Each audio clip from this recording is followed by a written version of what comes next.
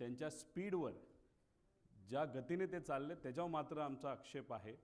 पण press conference तुमच्यामुळे चांगल्या पद्धतीची झाल्यामुळे इन्व्हेस्टिगेशनला सुद्धा कुठेतरी जोर आला आहे. दिल्लीची कॉन्फरन्स झाल्यानंतर दुसऱ्या दिवशी DGCAची माणसं प्रायव्हेट प्लेनली बारामतीला गेले आणि बऱ्याच लोकांनी आता विषय घ्यायला सुरुवात, म्हणजे लोकांनी, म्हणजे सामान्य लोकांनी विषय तर घेतलेच होते, पत्रकारांनी घेतलेच होते, पण आता नेतेसुद्धा पत्र द्यायला लागलेत, विषय घ्यायला लागलेत. ही एक चांगली गोष्ट आहे, कारण लोकांच्या मनामध्ये अनेक शंका आहेत, त्याला कुठं ना कुठेतरी उत्तर लवकरात लवकर मिळालं पाहिजे अशी आमची सगळ्यांची अपेक्षा आहे. आता पूर्वी जे काही मी प्रेझेंटेशन केलं होतं त्यात अधिकची काही माहिती माझ्यापर्यंत आलेली आणि ती माहिती आपल्या सर्वांसमोर आम्ही आणणार आहोत. याच्यामध्ये अपघात आहे का घातपात हा प्रश्न अजूनसुद्धा कायम त्याच्यामध्ये राहतो. पण घातपात हा जो मुद्दा आहे त्याच्यावर थोडंसं लोकांचंही आणि सगळ्यांची त्या दिशेने जाण्याला प्रवास सुरू झाला असं आपल्याला म्हणावं लागेल. पुढं याच्यामध्ये ह्या सगळ्या गोष्टी म्हणजे आपण मी काय काय मुद्दे घेतले होते. 27 तारखेला जे जे काय घडलं, कुणीतरी भेटायला आलं होतं, कोणाचा तरी फोन आला होता, फाईलचा मुद्दा होता, फाईलच्या मुद्द्याच्या बाबतीत कुठेतरी TV वर बोलत असताना वेळ थोडा गल्लत झाली कदाचित पत्रकारांची. संध्याकाळी 6:50 ते 7:05 तो फोन फाईलसाठी त्या ठिकाणी आला होता. एवढंच फक्त अपडेट तुम्हाला सर्वांना या ठिकाणी देतो. त्याच्यानंतर VSR कंपनीच्या बाबतीत अनेक त्याच्यामध्ये काही विमाना म्हणजे मेंटेनन्सचा विषय असेल, नाही तर इतर काही गोष्टी असतील, त्याचे दाखले मी दिले होते. आतासुद्धा बरेच काही तज्ज्ञ त्या विषयाकडे बोलताना, त्या विषयाच्या बाबतीत बोलताना आपण बघू शकतो. सगळ्यात महत्त्वाचं विमानाचे फ्यूल टँक मुळे म्हणजे अधिकचे फ्यूल टँक, नाहीतर ते आपण कॅन म्हणतो, ते कॅन त्या विमानामध्ये होते, ही जी शंका मी व्यक्त केली होती. आजच काल परवाच एक नवीन व्हिडिओ आलेला आपण सर्वांनी बघितला, त्याच्यामध्ये अधिकचे स्फोट झालेले आहेत आणि त्या बाबतीतसुद्धा मी डिटेलमध्ये पुढे जाऊन आपल्या सर्वांना त्या ठिकाणी सांगतो. आणि ब्लॅक बॉक्सच्या संदर्भात मी एक शंका व्यक्त केली होती की उद्या जाऊन कदाचित हे व्हॉइस रेकॉर्डिंग नाही, हे नाही, ते नाही, असं काही कारणं पुढे येऊ शकतील आणि ते आले तर नक्कीच घातपातकडे आपल्याला कुठेतरी बघता येईल असं मी बोललो होतो. नाही त्या दिशेने आपण बोलू शकतो. दुर्दैव असं म्हणजे कालच कदाचित, आज प्रेस कॉन्फरन्स कालच या बाबतीतलं एक क्लॅरिफिकेशन कुठेतरी केंद्र सरकारची जी एजन्सी त्यांच्याकडनं आलेलं आहे की ब्लॅक बॉक्समध्ये कदाचित अडचण असू शकते, त्याचा काही भाग हा जळला असं ते तिथं म्हणतात. काही एक्सपर्टला आम्ही बोलू का, आम्ही ब्लॅक बॉक्स बाहेर पाठवू, असे विषय त्याच्यामध्ये त्या ठिकाणी घेतात. आता फ्यूल टँक जो आहे, म्हणजे आता तुम्ही बघा व्हिडिओ.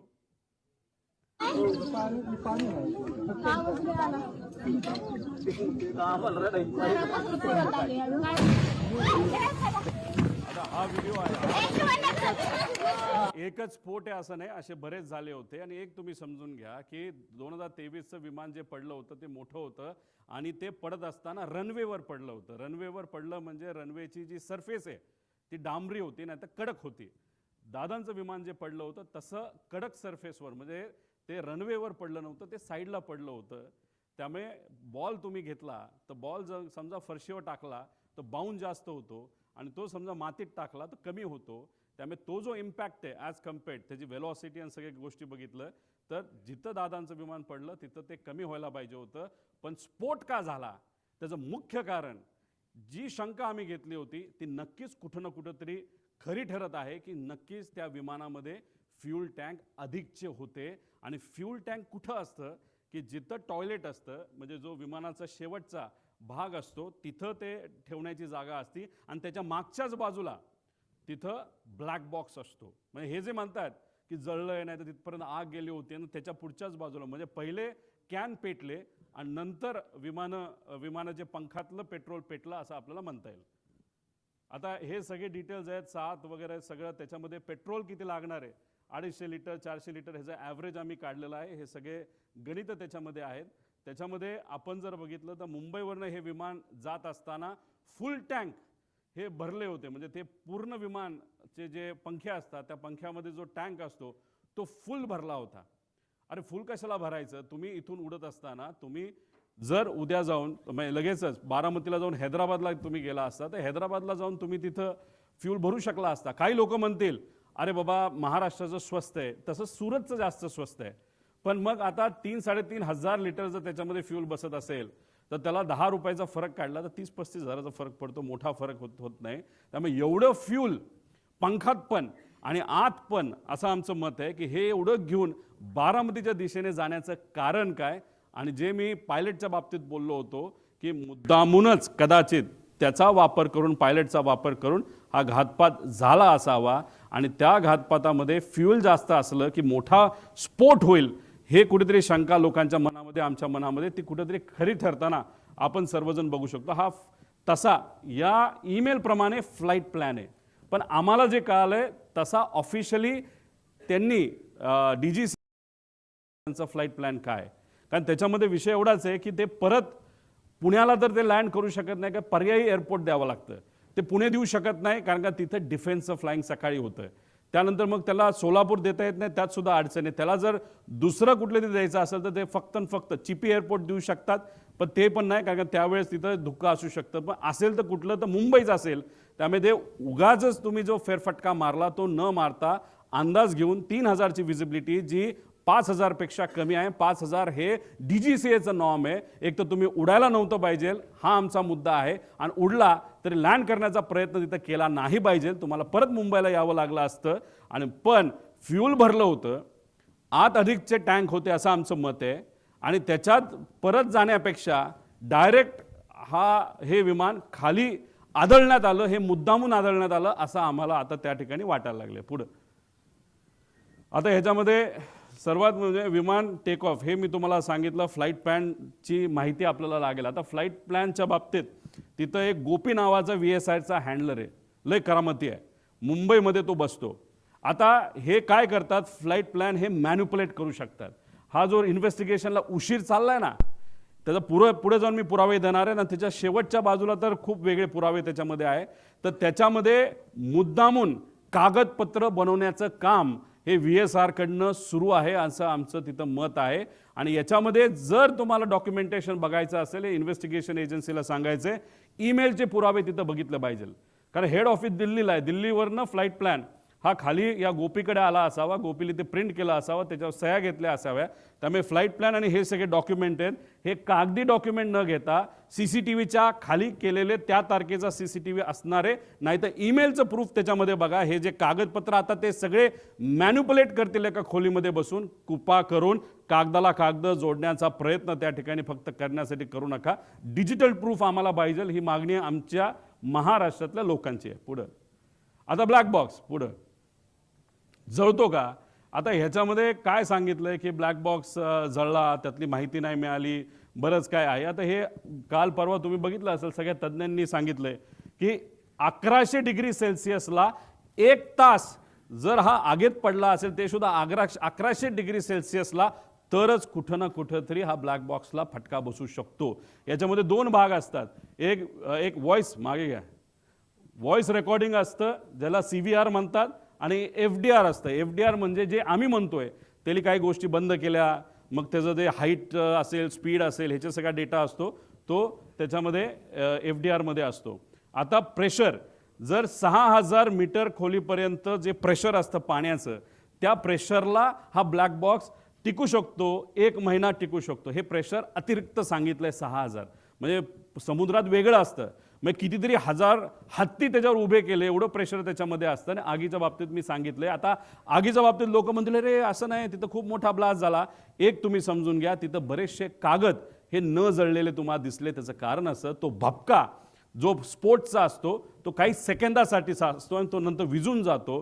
त्यामुळे कागद सुद्धा जळलेला नाही. त्याची सेम थिअरी या बाबतीत आहे. तो भपका अंदाजे 1001 डिग्री सेल्सिअसच्या आसपास, नंतर त्याच्यापेक्षा खाली असू शकतो असं आमचं त्याच्यामध्ये मत आहे. पुढं आता ह्याच्यामध्ये हा विमान काय असते, ॲल्युमिनियम अलॉय असते. त्याचं मेल्टिंग पॉईंट किती आहे, 635 डिग्री सेल्सिअसचं मेल्टिंग पॉईंट आहे. म्हणजे ॲल्युमिनियम बॉडी, विमानाची जी बॉडी आहे ती 650 डिग्री सेल्सिअसला ती वितळून जाते. हे तुम्ही सगळ्यांनी तिथं नोट केलं पाहिजे. त्याच्यानंतर टायटॅनियम असतं. हा टायटॅनियम आहे. हा किती डिग्रीला मेल्ट होतो, 1670 डिग्रीला मेल्ट होतो. त्यानंतर हे थर्मल इन्सुलेशन आहे. आणि हा जो भाग आहे हा ॲल्युमिनियमचा आहे. म्हणजे विमानाची बॉडी ज्याची बनली आहे तो भाग आत असतो आणि त्याच्या आत हा ब्लॅक बॉक्स असतो. त्यामुळे हे जे काय सांगतात ना की हे घडलं असेल ते घडलं असेल आणि ते जळलं ती माहिती, हे मॅनिप्युलेशन आहे असं आमचं ठाम त्याच्यामध्ये त्या ठिकाणी मत आहे. पुढं आता हे कुठं होता ब्लॅक बॉक्स? हा इथं होता. आता या ब्लॅक बॉक्स म्हणजे विमानाच्या त्या बाजूला हा ब्लॅक बॉक्स जर इथं होता तर अरे बॉडी कुठं जळली आहे? इथं केबल सुद्धा आहेत, पुढे केबल पण आहेत, त्या सगळ्या कॉपरच्या केबल आहेत. कॉपरचा मेल्टिंग पॉईंट अजून कमी असतो, त्या सुद्धा तिथं मेल्ट झालेला नाहीत. मग उगाचच कालचं आज आमचं प्रेझेंटेशन आहे म्हणून काहीतरी द्यायचं, म्हणून काहीतरी माहिती काल दिली असं आमचं त्याच्यामध्ये मत आहे. पुढं हे सगळे उदाहरणं आहेत. ह्याच्यामध्ये हे कुठलं तरी एमिरेट्सचं दिसतंय, एअर इंडिया दिसतंय, हे बँकॉकचं दिसतंय. ह्याच्यामध्ये सगळ्यात मध्ये सेम इंटेन्सिटी, सेम आग, सेम टेम्परेचर सगळं असताना ब्लॅक बॉक्स पूर्णपणे त्याच्यामध्ये मिळालेला आहे. पुढं आता हे बघा इथं केबल आहे, केबल सगळ्या तुम्हाला दिसतील. अजून तुम्ही व्हिडिओ बघितला तर केबल तशाच्या तशा तुम्हाला दिसतील. हे सगळं आहे. ब्लॅक बॉक्स कुठं असेल? आदिदादांच्या विमानाचा, आणि इथं सगळ्या केबल आहेत. आणि त्याच्या पुढच्या भागाला तिथं काय ठेवलं असेल तर 2 कॅन ठेवले असतील असं आमचं मत आहे. ते शोधण्याची जरूरत आहे. 90 कोटी रुपये खर्च करून युनियन मिनिस्टर राम मोहन नायडू साहेबांनी काही महिन्यांपूर्वी एक लॅब इनॉग्रेट केली. आता एवढी हाय फंडू लॅब तुमच्याकडे असेल तर तुम्हाला बाहेर पाठवण्याचं काय कारण? बरं ठीक आहे, तुम्ही बाहेर पाठवत नाही तर ते या लॅबमध्ये इथंच भारतामध्ये बसून तुम्हाला माहिती काढता येत नाही का? ठीक आहे, टेक्निकल एजन्सीची मदत घ्या असं आम्ही सांगितलं होतं. तुम्ही सुद्धा आता म्हणताय की नाही आता आम्ही टेक्निकल एजन्सी फक्त टेक्निकल गोष्टीसाठी बाहेरच्या एजन्सीची मदत घेऊ, ते सुद्धा कॅनडाचं, त्या कंपनीचं नाव मी पुढं सांगतो. पुढं आता ह्याच्यामध्ये अजून एक माहिती आहे. इन्शुरन्स हा विमानाची किंमत किती? आज ते विमान जे होतं, जे आज असतं, तर त्याची ॲक्च्युअल किंमत 35 कोटीला ते घेतलं होतं. पण ज्या पद्धतीचं त्याचं इंजिनची क्वालिटी आणि काही आकडे आणि पॅरामीटर्स बघितले, ते आज 10 ते 15 कोटीला जास्तीत जास्त विकू शकले असते. इतकी वाईट परिस्थिती त्याची आहे. आणि ज्या लोकांनी ते विमान चालवलं आहे पूर्वी आणि आज ते कंपनीबरोबर नाही, या लोकांनीच आम्हाला सांगितलं की 10 कोटीत दिलं कुणी जर असतं आत्ता तरी न घेणं हे जास्तच योग्य ठरलं असतं. आता 10-12 कोटीच्या किमतीचं जे विमान होतं त्याची आजची इन्शुरन्सची व्हॅल्यू किती होती? तर 55 कोटी रुपये होती. त्यानंतर लायबिलिटी इन्शुरन्स किती होता? 210 कोटी. म्हणजे आत बसणारी लोक, त्याच्यानंतर घरावर कोणा जर कुठे तर 210 कोटी रुपये त्याची टोटल लायबिलिटी व्हॅल्यू होती. आता ह्याच्यामध्ये पायलट सुद्धा आले, याच्यामध्ये 5च्या 5 जण आली. मग तो जो मेन पायलट होता त्याला किती रुपये मिळणार या 210 पैकी? हा सगळ्यात मोठा प्रश्न आहे. आणि ही गोष्ट त्या पायलटला माहीत होती का? खरंच इन्शुरन्स मिळणार होता का? या बाबतीत स्पष्टीकरण होणं महत्त्वाचं आहे. पुढे आता ह्याच्यामध्ये अकाउंटेबल मॅनेजर कोण आहे कोणाच माहीत नाही. DGCAला सुद्धा माहीत नाही. त्यांच्या वेबसाईटवर सुद्धा यांचं नाव काढून टाकलंय.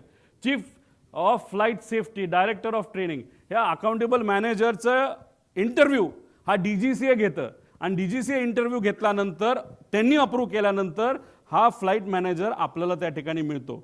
म्हणजे हा जो अकाउंटेबल मॅनेजर, जसं महाराष्ट्र सरकारचं माझ्या अंदाजाने कोणतरी एक आहे, त्याचं नाव शर्मा का असं काहीतरी नाव आहे, ते आपले सेफ्टी ऑफिसर आहेत. त्यांचा इंटरव्ह्यू DGCAने घेतला, मग त्यांना तिथं हे केलं. तर ही माणसं कुठे आहेत? यांचा इंटरव्ह्यू तुम्ही केलाय का? यांचं इन्व्हेस्टिगेशन तुम्ही केलंय का? कारण का अकाउंटेबल मॅनेजर हा रिस्पॉन्सिबल असतो. त्यांनी तिथं ईमेल केले पाहिजे. त्यामुळे जी कालची नोटीस जी आलेली आहे, नाहीतर एक्सप्लेनेशन जे DGCAने दिलेलं त्याच्या खालच्या बाजूला 2 नाहीतर CC अकाउंटेबल मॅनेजर केलेलं आहे. त्यामुळे अकाउंटेबल मॅनेजर कोण आणि ही लोक कोण हे माहिती घेणं महत्त्वाचं आहे. पुढं आता हे महाशय म्हणजे हे जे तुम्ही जर ट्रक चालवत असाल, तुम्ही ट्रकच चालवला पाहिजे, तुम्ही गाडी चालवायची नाही. तुम्ही जर गाडी चालवत असाल तर ट्रकचं लायसन्स तुम्हाला मिळत नाही, त्याला वेगळं घ्यावं लागतं. तुम्ही ट्रक चालवत असताल आणि JCB चालवायला गेला नाही तर पोकलान चालवायला गेला, जी मोठी मशीन, तुम्हाला अलाउड नाही. तसंच लेअर जेटचं तुम्ही विमान चालवत असाल तर तुम्हाला दुसरं विमान लेगेसी सारखं वापरता येत नाही. आता इथं जो फोटो बघितले हे आहेत मिस्टर कपूर. हे मागे जे आहे ते लेगेसीचं विमान आहे. आपले मुख्यमंत्री साहेब आणि उपमुख्यमंत्री दुसरे हे लेगेसीली जास्त ट्रॅव्हल करतात. ही आहे लेगेसी, हे आहे लेगेसी आणि हे आहे लेअर जेट. म्हणजे हे महाशय लेगेसी सुद्धा चालवत होते आणि हे महाशय लेअर जेट सुद्धा चालवत होते. आणि फक्त हाच व्यक्ती चालवत होता असं नाही, रोहित सिंग सुद्धा इलिगली हे दोन्ही विमानं तिथं चालवत होतं. याचे CCTV कॅमेरा, याचे डॉक्युमेंटेशन हे करा. आमच्याकडे डॉक्युमेंटेशन आहे, आम्ही कसं काढलं हे आम्हाला माहिती. पण या DGCAला आम्हाला सांगायचं, इन्व्हेस्टिगेशन अधिकाऱ्यांना आणि ऑफिसरला सांगायचं, कृपा करून कागद रंगवारंगवी करणं हे तुम्ही सोडून द्या. आणि जर करत असाल तर ते चुकीचं आहे. जर उद्या जाऊन त्या कागदात जर फरक दिसला, व्हिडिओ आमच्याकडे कुठला असेल आणि तो जर आम्ही दाखवला आणि त्याच्यामध्ये जर डिस्क्रिपन्सी आली तर हे योग्य ठरणार नाही. त्यामुळे इथं एक खूप मोठी इलिगॅलिटी आहे. त्यानंतर तुम्ही दारू पिलाय का नाही तर हे BA करावं लागतं. हे अशा पद्धतीचं मशीन असतं. पण अनफॉर्च्युनेट हे जे मशीन आहे हे आहेत एक यंग पायलट आहे, यांचा व्हिडिओ आम्ही आमच्या लेवलनी त्या ठिकाणी काढला. हे असं फुंकावं लागतं, असा व्हिडिओ काढावा लागतो की बाबा फुंकतोय आणि दाखवावं लागतं 0% दारू आहे. तसंच हे राईटचे महाशय आहेत, हे वेगळेच आहेत. ह्याचं नाव काय, ह्याचं नाव कोणतरी फॉरेनर आहे, तो पुढं असेल कदाचित. तर हे असा व्हिडिओ काढावा लागतो. आता रोहित सिंग जो मालक होता VSRचा आणि आपला हा जो कपूर आहे, याचे असे व्हिडिओ आम्हाला आजच्याच त्या ठिकाणी लागणार नाही. तर तुम्ही इन्व्हेस्टिगेशनमध्ये आम्हाला तिथं दाखवा. पण हे जे मशीन आहे, या मशीनचा एक खूप मोठा फ्लॉ आहे आणि हे फक्त VSRकडे, हे एअरपोर्ट अथॉरिटीकडे नाही आहे. VSRकडे असणारे हे जे मशीन आहे याच्यामध्ये तारखा या बदलल्या जाऊ शकतात. हा फ्लॉ या मशीनचा. म्हणून म्हणतो इन्व्हेस्टिगेशन जेवढं पुढे जाईल तेवढं मॅन्युप्युलेशन हे मोठ्या प्रमाणात त्या ठिकाणी होणार आहे. आता याच्यामध्ये 2023 मधील अपघात प्रकरण आम्हाला जे कळलंय, त्याचा जो कॅप्टन होता ना, चालवणारा सुनील कंजर जो आहे, त्याचं नाव कदाचित प्लस मायनस असेल.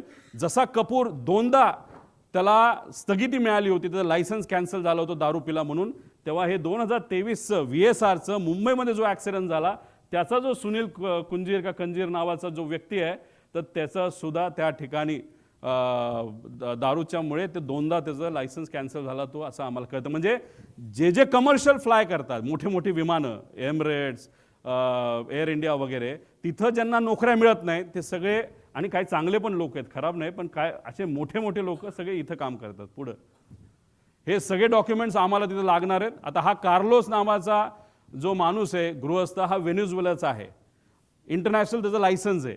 पण हा भारतामध्ये कसं तो त्याला VSRच्या माध्यमातून इथं उडवलं जातं, तर हा येतो एंटर करताना ॲज अ पॅसेंजर, आणि पॅसेंजरमधून आत आल्यानंतर विमानात बसल्यानंतर तो कॉकपिटमध्ये जायचा आणि कॉकपिटमध्ये जाऊन त्या ठिकाणी विमान उडवायचा. आता ह्याच्यामध्ये हे बघा, captain, crew details, captain Venezuela हा पूर्वीचा त्याच्यामध्ये डेटा आहे. पण हा त्या पद्धतीने काय गोष्टी, त्याचं सगळं जे लायसन्स आहे ते अमेरिकन फॉरेनचं लायसन्स असतं ते रिजेक्टेड आहे. आता उदयपूरमध्ये एक बिझनेसमन आहे, त्या बिझनेसमनला मी या व्हिडिओच्या माध्यमातून विनंती करतो, या माणसापासून तुम्ही जपून राहा. हे VSRचं आहे, ते बीचक्राफ्ट 350चं विमान आहे उदयपूरचं. हा माणूस चालवतो, पण जाताना आत तो पॅसेंजर म्हणून जातो आणि तिथं बसून मग तो विमान चालवतो. मला सांगायचं काय, VSRमध्ये चुका किती आहेत आणि त्या चुका कशा लपवल्या जातात आणि कोण लपवलं जातं, मी पुढे जाऊन तुम्हाला सांगतो. पुढे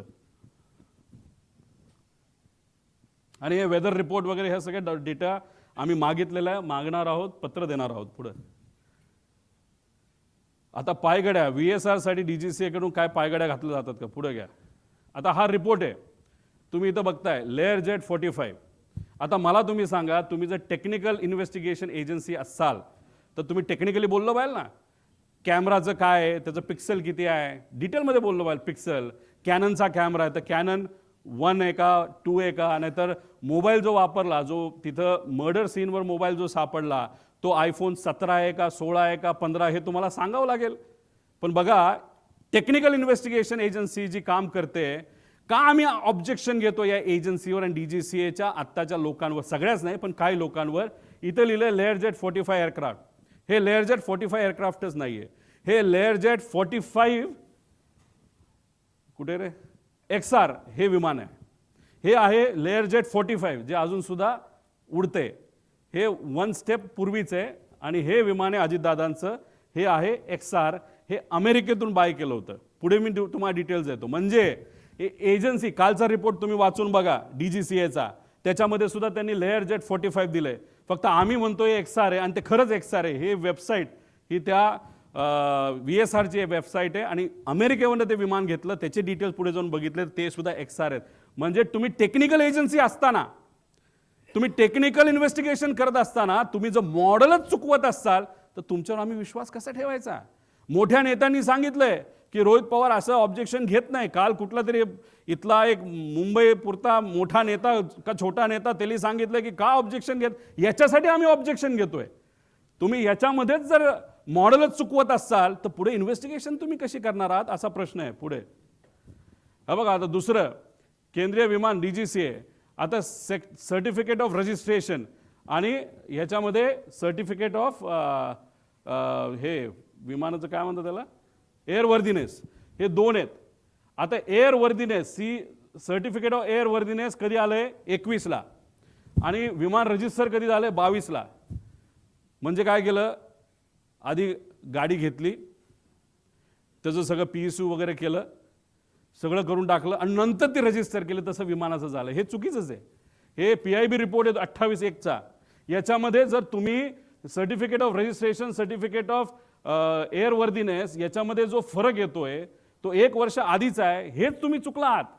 आधी रजिस्ट्रेशन तुम्हाला करावं लागतं आणि मग तुम्हाला एअरवर्दीनेस घ्यावं लागतं. इथं जर रिपोर्टमध्ये तुम्ही चुकवत असाल म्हणजे कुठंतरी रिपोर्ट मॅन्युपुलेट केले जातात का, रिपोर्टमध्ये हेराफेरी होती का, असा आमचा साहजिकच प्रश्न राहणार आहे ना. हे तुमच्याच रिपोर्टवरनं आम्ही सांगितलं ॲक्सिडेंट नंतरच्या, आणि ह्याच्यामध्ये तुम्ही जर म्हणत असाल नाही आमच्याकडनं चुकलं, काढलं ना आम्ही, आमचे पण काही कॉन्टॅक्ट्स आहेत का नाही, हे आहेत ना सर्टिफिकेट, हे दोन्ही सर्टिफिकेट आम्ही इथं लावलेले आहेत, त्याच्यावरनं तुम्ही बघा. म्हणजे एजन्सी DGCA म्हणते तारखा चुकवते, आम्ही पुरावे देतो की तारखा चुकल्यात, ह्याच्यावरनंच आम्हाला कुठेतरी या इन्व्हेस्टिगेशनवर डाऊट आहे पुढं. आता ह्याच्यामध्ये हे विमान, कुठलंही विमान घेतलं गेल्यानंतर त्याला 5,000 तास असं काहीतरी दिलं जातं. त्याचं तास किती होते या विमानाचे? 5,000. अजित काका जेव्हा विमानामध्ये बसले होते त्याला किती तास झाले होते, तर ते 5,915. किती तास बाकी होते? त्या कंपनीच्या म्हणण्यानुसार फक्त 85 तास.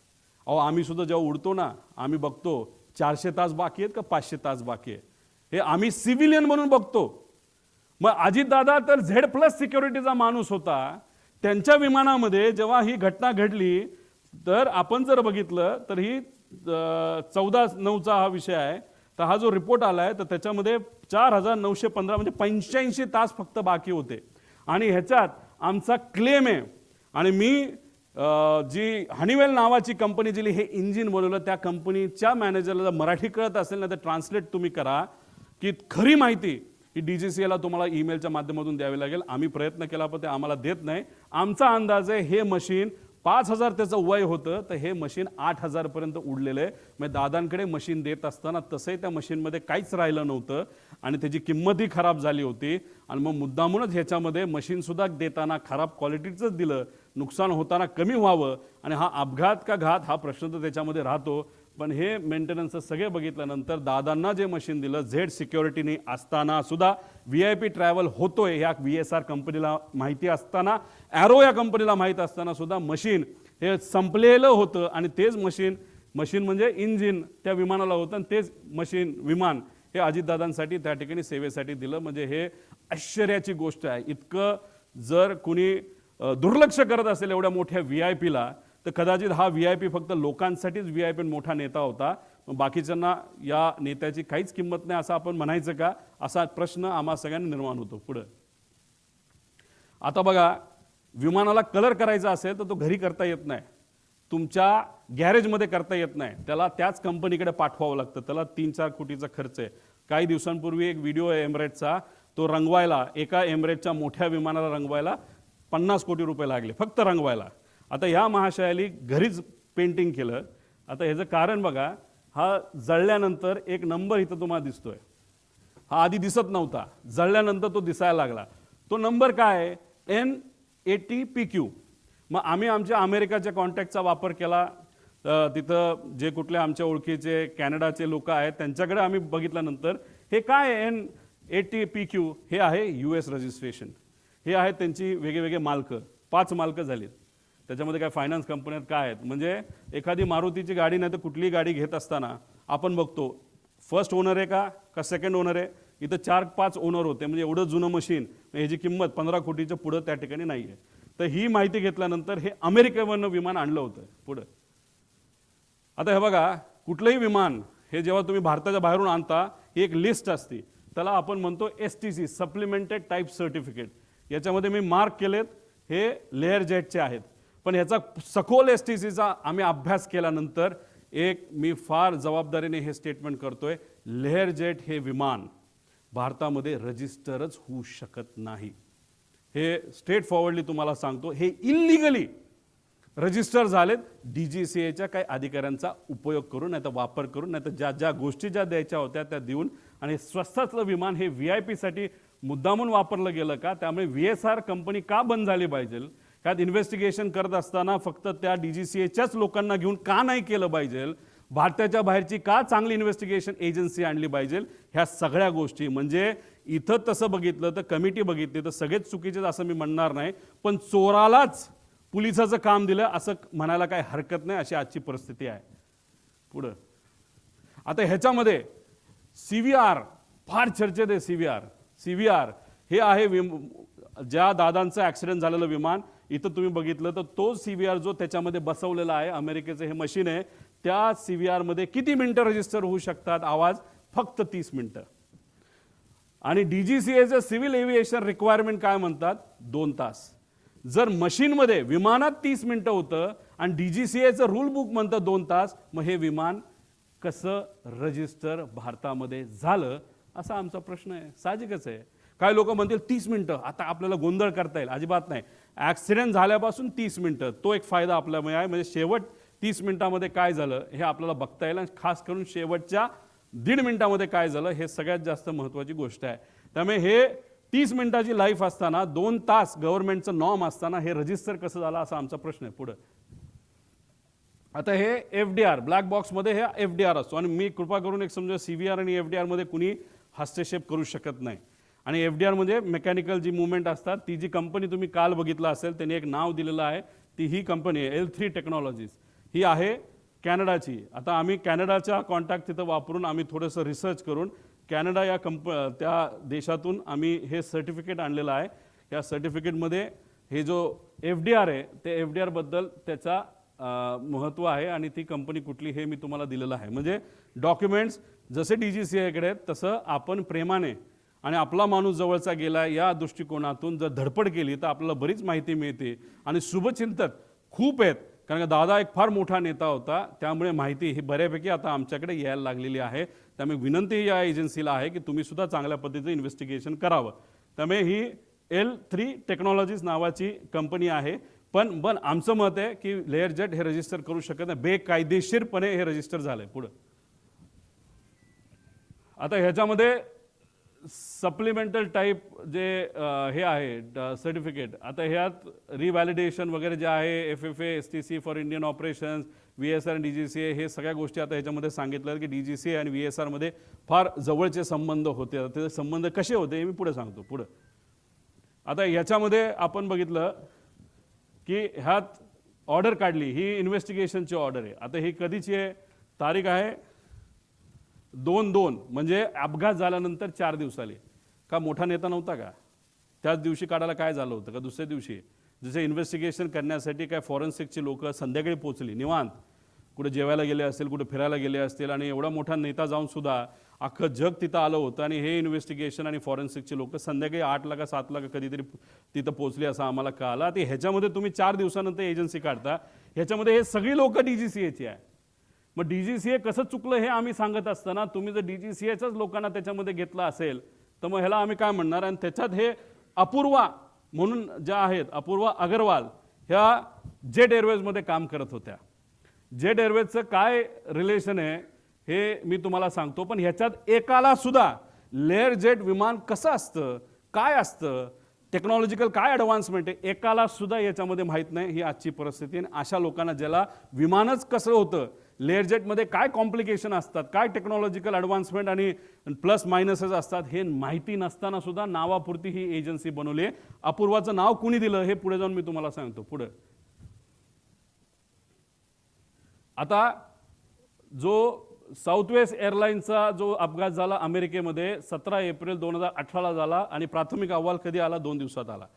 आज 20वा का 22वा दिवस आहे. काल काहीतरी द्यायचं म्हणून काहीतरी फालतू त्यांनी दिले, त्यात सुद्धा मॉडेल त्यांनी चुकवलेलं आहे. मग हे जे काय आहे हे काय म्हणायचं की दादांचं एवढं महत्त्व नाही का? मग सत्तेचा वापर करून जे कोणी त्यांच्याबरोबर होते, पूर्वी खूप काम केलेलं आहे, या लोकांनी सत्तेचा आणि ताकदीचा वापर करून करा ना इन्व्हेस्टिगेशन पटपट. प्रिलिमिनरी रिपोर्ट यायला एवढा वेळ काय लागतो? आमच्यासारखा बिना बॅकग्राऊंडचा, बिना सत्तेचा माणूस जर एवढी माहिती काढू शकतो आणि तुम्ही 22 दिवस लावताय की बाबा ह्या एजन्सीला काम द्या, त्या एजन्सीला काम द्या, अरे काय कारण आहे? काय कारण आहे हे इन्व्हेस्टिगेशन पुढे जात नाही का? कारण कागदपत्र बनवले जातात. VSR कंपनी ही अडचणीत येऊ नये, नाहीतर त्या अपघाताच्या मागे जे लोक, नाहीतर जे डोकं होतं त्या डोक्याला वाचवण्याचं काम हे इन्व्हेस्टिगेशन एजन्सी करते का, असा प्रश्न लोकांना आता पडायला लागलेला आहे. म्हणजे 2 दिवसात तो रिपोर्ट यायला पाहिजे, अजून आलेला नाही. पुढं CIDचा रिपोर्ट, आणि ह्याच्यात मागे जावा, मागे 15 तारखेपर्यंत रिपोर्ट द्या असं सांगितलंय बघा कुठेतरी. कुठे? हां, कुठेतरी लिहिलंय. हां, मध्ये. हां, हे बघा 15 फेब्रुवारी. आज किती तारीख आहे? 18. काय दिलं काल? आणि त्याच्याच बरोबर खाली लिहिलं बघा, अकाउंटेबल मॅनेजमेंट ऑफ VSR. अरे कोण आहे अकाउंटेबल मॅनेजर? कोणाच माहीत नाही. मग नुसतं दाखवायचं म्हणून दाखवलं. मग अकाउंटेबल मॅनेजरला तुम्ही घेतलं का ताब्यात? नाही घेतलं. मेंटेनन्स मॅनेजरला घेतलं? नाही घेतलं. पुढे घ्या. आता हे सगळ्यात महत्त्वाचं आहे, हे नोट करा. आम्ही बघत होतो की VSR कंपनीवर कारवाई का होत नाही, VSR कंपनीवर कारवाई का होत नाही. ह्याच्या खोलात गेल्यानंतर आम्हाला कळालं की रोहित सिंग नावाचा जो VK सिंगचा मुलगा आहे, भारी भारी गाड्या आहेत त्याकडे, गाड्या घ्यायला काही हरकत नाही. 5 स्पोर्ट्स कार आहेत. एका गाडीची किंमत 7 कोटी असेल, 35 कोटीच्या तर गाड्या आहेत त्याच्या. मुंबईचं त्यांचं जे डेलचं जे गेस्ट हाऊस आहे त्याच्या खाली 1-2 गाड्या लावल्यात, बाकी कुठे ते आम्हाला माहीत नाही. ह्या रोहित सिंगचं लग्न होतं 1.5-2 वर्षापूर्वी मॅरियट जयपूरला, राजस्थानमध्ये. तिथं कोण कोण गेलं होतं? कोणाकडे फोटो? आमच्याकडे काही लोकांकडे फोटो ते माझ्यापर्यंत आले नाहीत, पण येतील. पण ते मी वापरणार नाही, कारण कधी कधी आपण लग्नाला जात असतो. आमचं हे म्हणणं नाही की घातपात करणारे लोक तिथं गेले होते, नाही तर आमचं जे ऑब्जेक्शन ते अजिबात नाही. आमचं फक्त म्हणणं आहे VSRवर इन्व्हेस्टिगेशन का होत नाही, त्याचं कारण कदाचित असं असू शकतं की रोहित सिंगच्या लग्नामध्ये बरेच महाराष्ट्रातले सुद्धा सत्तेतले काही लोक, नेते, काही माजी मंत्री सुद्धा या निगडीत असणारे, आणि काही दुसऱ्या राज्यातले. त्यातलं एक राज्य आम्हाला कळलंय ते म्हणजे आंध्र प्रदेश. आंध्र प्रदेशचे TDP या पक्षाचे प्रमुख नेते, ते कोण मी सांगणार नाही, पुढच्या काही ह्याच्यामध्ये मी मला माहिती आहे का, तर 100% माहिती आहे. TDPचे एक प्रमुख नेते त्या लग्नाला, रोहित सिंगच्या VSRचा जो मालक आहे त्याच्या लग्नाला राजस्थानला हे गेले होते. मग VSRच्या मालकाच्या मुलाच्या लग्नाला तुम्ही तिथं जाता, आणि आज VSR या कंपनीवर जेव्हा ऑब्जेक्शन घ्यायचं असतं, त्याचे ऑपरेशन बंद करायचे असतात, तेव्हा तिथं मंत्री महोदय TDP या पक्षातले, या देशाचे जे एव्हिएशन मिनिस्टर आहेत, ते कुठेतरी म्हणतात no safety concern with Learjet aircraft VSR venture aviation minister. का ऑब्जेक्शन आम्ही नाही घेतलं पाहिजे? का दादांचा अपघात झाल्यापासून, का घात झाल्यापासून आतापर्यंत या राज्याचे सुद्धा मंत्री VSRली प्रवास करतायत का? का आतापर्यंत इतर राज्यांमध्ये सुद्धा VSR चालू आहे का? प्रश्न आहेत ना. आमचं धडधडीत डायरेक्ट म्हणणं आहे की सत्तेतले बरेचसे लोक हे VSRच्या मालकांच्या निगडीत आहेत. काही लोकांचे व्यवसाय आहेत. हैदराबादचा एक कुठला तरी मोठा व्यावसायिक आहे, तो कोणाच्या जवळ आहे याच्या खोलात सुद्धा मी जात नाही. त्याची 2 विमानं आहेत आणि दोन्ही विमानं VSRच्या नावाली आहेत. आणि आज सत्तेत जे लोक आहेत त्याच्या जवळ असणारा तो माणूस आहे, आणि कदाचित त्या माणसाकडे तिकडं त्या भागातलं एक छोटंसं पोर्ट सुद्धा असावं त्या राज्यातलं. फक्त एकच आहे, बाकी कुठले पोर्ट त्याचे नाहीत. मग कोण आहे हा माणूस? तिथं कोणाची सत्ता आहे? आणि ती सत्ता तिथं त्या ठिकाणी असताना त्या TDP या पक्षाचे नेते जर रोहित सिंगच्या लग्नाला तिथं जात असतील, आणि TDPचाच नेता आज जर तिथं एव्हिएशन मिनिस्टर असेल, आणि VSR कंपनी आतापर्यंत बंद होत नाही, त्याचे ऑपरेशन तसेच चालू राहतात, कागदपत्र त्या ठिकाणी रिअलाइनमेंट करणं, नाही तर त्याचं मॅन्युप्युलेशन करणं, असं आमचा त्याच्यामध्ये म्हणणं आहे. आणि आज रोहित सिंग आहे कुठं? आज रोहित सिंग भारतामध्ये नाही. अपघात झाल्यानंतर मायामी, अमेरिकेमध्ये तो गेलाय. त्यांची दुबईमध्ये सुद्धा कंपनी आहे, अमेरिकेमध्ये सुद्धा कंपनी आहे. ही सगळी विमानं टप्प्याटप्प्याने हे दुबईच्या आणि अमेरिकेच्या कंपनीमध्ये ट्रान्सफर केली जातील. आज आम्ही सगळे दुःखात आहोत, आज आम्ही तिथं लढत आहोत. पण ज्या कंपनीच्या माध्यमातून हा घात झाला, नाहीतर हा अपघात झाला, त्याचा मालक मात्र आज भारतात नाही. त्याला कुणी मदत केली बाहेर जाण्यासाठी? कुणी त्याचा तिथं इन्व्हेस्टिगेशन लगेच करून त्याला लगेच ताब्यात घेऊन लगेच तुम्ही इन्व्हेस्टिगेशन आहे तर त्याचं तिथं चर्चा करून आणायला पाहिजे होती. पण हे महाशय गेले कुठं? तर मायामी, अमेरिकेमध्ये त्या ठिकाणी गेलेले आहेत. आता ही बातमी एक ग्रेट आंध्रा नावाचा पेपर आहे, AP minister bought private jet. त्या जेटचं मला पॅटर्नसुद्धा माहिती आहे, त्याचं मॉडेलसुद्धा मला माहिती आहे, ते कोणाचं आहे हे तिथले लोक आपल्या सर्वांना त्या ठिकाणी त्या राज्यात सांगतील. माझं मत आहे की या VSR कंपनीला मुद्दामून वाचवण्याचा प्रयत्न केला जातोय. एवढा मोठा माणूस, महाराष्ट्राचा नेता गेल्यानंतर सुद्धा या सत्तेत असणारे काही लोक मुद्दामून या मालकांना वाचवत आहेत. म्हणजे दादा गेलेत याचं दुःख यांना नाही, पण पैसा आपला वाचला पाहिजे, मैत्री आपली टिकली पाहिजे, या अनुषंगाने VSRला मदत करतात. म्हणून आमचं मत आहे की आज नाही तर उद्या VSR कंपनीला बंदी घातली पाहिजे आणि इन्व्हेस्टिगेशन करत असताना त्याच्यामध्ये सुद्धा काही चेंजेस केले गेले पाहिजे. त्याच्यामध्ये तुम्ही 5 कुठले तरी घेतले, CBIला देत आहे, चांगली गोष्ट आहे, CID तर आहेच, पण याच्याच बरोबर एक वर मॉनिटरिंग एजन्सी आम्हाला असावी. राज्यात विरोधी पक्ष नेत्यांना त्याच्यात घ्यावं. दुर्दैवाने महाराष्ट्रात कोणी विरोधी पक्ष नेता नाही, पण हा विषय फार मोठा आहे. प्रायव्हेटली फार मोठे सेलिब्रिटी ट्रॅव्हल करतात. त्यामुळे आमचं मत आहे की देशातले जे विरोधी पक्ष नेता वरचा आणि खालचा जो आहे, राहुल गांधीजी आणि वर जे असतील त्यांना याच्यामध्ये त्या ठिकाणी घ्यावं, काही खासदारांना घ्यावं, खाली काही फॅमिली मेंबरला घ्यावं. तो जो पक्ष आहे जो बाधित आहे, नाही तर अजितदादा ज्या पक्षाचं प्रतिनिधित्व करत होते त्यातल्या काही लोकांना घ्यावं. पण त्यातले काही खूपच एव्हिएशनच्या अनुभवी लोक आहेत, त्यांचं काय करायचं हा निर्णय त्यांनी त्या ठिकाणी घ्यावा. मग अशा पद्धतीने आणि जज, एक्स जज याच्यामध्ये घ्यावा आणि ही मॉनिटरिंग एजन्सी तुम्ही तिथं घ्यावी. आणि ह्याच्या अंडर CBI अंडर मतलब CBI जो काम करेल तो रिपोर्ट बघेल, CIDचा रिपोर्ट बघेल, एक एक्सटर्नल एजन्सीचा रिपोर्ट बघेल. पण हे केल्याशिवाय याच्यामध्ये पारदर्शकता येणार नाही असं आमचं ठाम मत आहे. मॅरिटचं तुम्हाला सांगितलं ते आम्ही तारखा पण काढू, काही फोटो आमच्यापर्यंत आलेत, काही डॉक्युमेंट्स आमच्याकडे आलेत, कोण कसं काय, फक्त ते आत्ता वापरलेलं नाही कारण का मला ह्याच्यात राजकारण आणायचं नाही. पण एक गोष्ट आहे की काही लोक मुद्दामून याच्यात राजकारण आणि मैत्री आणतायत आणि पैसा आणि इन्व्हेस्टर पण मी देऊ शकतो, पण इन्व्हेस्टरच्या खोलामध्ये मी जाणार नाही. इन्व्हेस्टरचं काही डायरेक्ट रिलेशन असेल असं नाही, पण इन्व्हेस्टर मोठे मोठे असल्यामुळे, शेकडो कोटीचा विषय असल्यामुळेच कदाचित या कंपनीला वाचवलं जात आहे. त्यामुळे त्या इन्व्हेस्टरला मला म्हणायचं तुम्ही खूप मोठे आहात, हजारो कोटी तुमच्याकडे आहेत. आमचा काका, आमचे दादा त्याच्यामध्ये गेलेले आहेत. 100-200 कोटीसाठी हे इन्व्हेस्टिगेशनला कृपा करून कुठल्या नेत्याचं नाही तर कोणाचं वजन टाकून तुम्ही हे मॅन्युप्युलेट करण्याचा प्रयत्न त्या ठिकाणी करू नका. कारण की इन्व्हेस्टिगेशन एजन्सी काम करेलच, पण आम्ही काय शांत बसू असं जर तुम्हाला वाटत असेल तर आम्ही शांत बसणार नाही. कारण आमचा काका, आमचा नेता याच्यामध्ये गेलेला आहे. पुढं आता मुख्य पायलट सुमित कपूर याच्यामध्ये हे सगळे आम्ही विषय त्याच्यामध्ये मागितलेले आहेत. त्यांना कौटुंबिक अडचण होती. आता ती कौटुंबिक अडचण खूप खोलात जाऊन मी म्हणणार नाही, आणि त्या विषयाला धरून त्याचं ब्लॅकमेल तिथं झालं असावं आणि मग ते ब्लॅकमेल त्या ठिकाणी झालं असल्यामुळेच ते जे काही घटना घडल्या अशी शंका आहे की त्यांनी मुद्दामूनच त्या घटना त्या ठिकाणी घडून आणल्या. कारण बऱ्याच एक्सपर्टशी बोलल्यानंतर विमान ज्या पद्धतीने कळलं ते मुद्दामून मॅन्युअली आणि ट्रान्सपॉन्डर हे विषय तुम्हाला त्या आधीच्या ह्याच्यामध्ये सांगितलेलं आहे. याच्यात खोलात जाऊन चर्चा करायची जरूरत आहे. पण त्यांना दारू प्यायची खूप सवय होती. जेटमध्ये असताना त्यांचा पगार 10 ते 12 लाख होता, पण आत्ता या कंपनीमध्ये आल्यानंतर कारण त्यांचं लायसन्स बंद झालं होतं, ते 3 वर्ष बंद होतं. कोविडच्या काळामध्ये त्यांना काम मिळालं नाही. 5 वर्ष ते बिना पैशाचे होते, नाही तर पगाराचे होते. आणि त्यानंतर लेअर जेटमध्येच त्यांना संधी का दिली? कारण लेअर जेट बघतच नाही काय की कोण कसला आहे, काय कोणाला काय अनुभव आहे, कोण कुठं दारू पिला होता का काय वेगळं केलं होतं. आणि लेअर जेटमध्ये आल्यानंतर त्यांचा पगार 12 लाखावरनं 3.5 लाखावर आला आणि त्यात 25,000 रुपये का 20,000 रुपये प्रत्येक एका विमानाच्या फेरीला त्या ठिकाणी ते वापरायचे. असे जर 10 फेऱ्या केल्या तर 2.5 लाख आणि 3, 3.5 म्हणजे 6 लाखाचा पगार त्याच्यामध्ये होता. 5 वर्ष पगार नसल्यामुळे आणि हा पगार मोठ्या प्रमाणात कमी झाल्यामुळे आणि मोठे मोठे विस्कीचे ब्रँड त्यांना प्यायला त्या ठिकाणी लागायचा, त्याचा खर्च जास्त असल्यामुळे आणि व्यक्तिगत एक कुठला तरी विषय ज्यामुळे ते डिप्रेशनमध्ये होते आणि ह्या सगळ्या गोष्टीचा उपयोग घेऊन त्यांच्यावर प्रेशर टाकून कुणी ब्लॅकमेल करून काय घटना घडली का असं आमचं डाऊट आहे. हे क्लिअर करणं महत्त्वाचं आहे. पुढं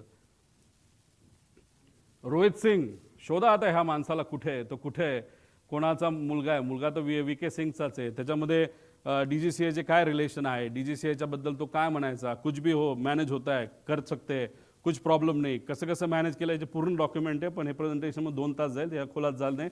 माझ्या अंदाजाने हा कुठेतरी मायामी, फ्लोरिडा, युनायटेड स्टेट म्हणजे आपण, तुम्ही पत्रकार, आम्ही सर्वजण जमिनीवर आहोत, दादांना काय झालं हे शोधतोय, लोक शोकांतिक आहेत, काय झालं दादांचं हे ते विचार करतात. हे महाशय मायामीला बीच साईडला बसून काय तिथं करतात देवाला डोळे. मग कसं जाऊन दिलं ह्याला तिकडं, का जाऊ शकला, का ह्याची एन्क्वायरी नाही झाली, असे डाऊट येतात ना. म्हणजे डाऊट क्लिअर करणं महत्त्वाचं आहे. पुढं आता मला हा प्रश्न पडलेला आहे, हे महाशय आहे समित ठक्कर, खूप खोलात नाही. त्यांनी काय टाकलंय, मी एकदा ट्रॅव्हल केलं होतं, मी मुंबईमध्ये दिल्लीला बोलत असताना तुम्ही बघितलं असेल, मी बोललो की मी आणि माझ्याबरोबर एक सेलिब्रिटी खेळाडू बारामतीला लँड होऊन तिथून मी माझ्या मतदारसंघात गेलो होतो. मी धडधडीत बोललो होतो, पण या महाशयाली मला ट्रोल करण्यासाठी, मला ट्रोल करण्यासाठी दुसरं काहीच नाही ना.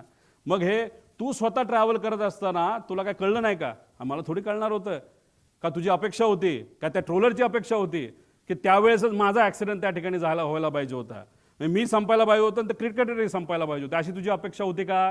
हे असले थर्ड क्लास पैसे घेऊन काम करणारे ट्रोल हे कोणाचे आहेत याचा मी अभ्यास करायला लागलो.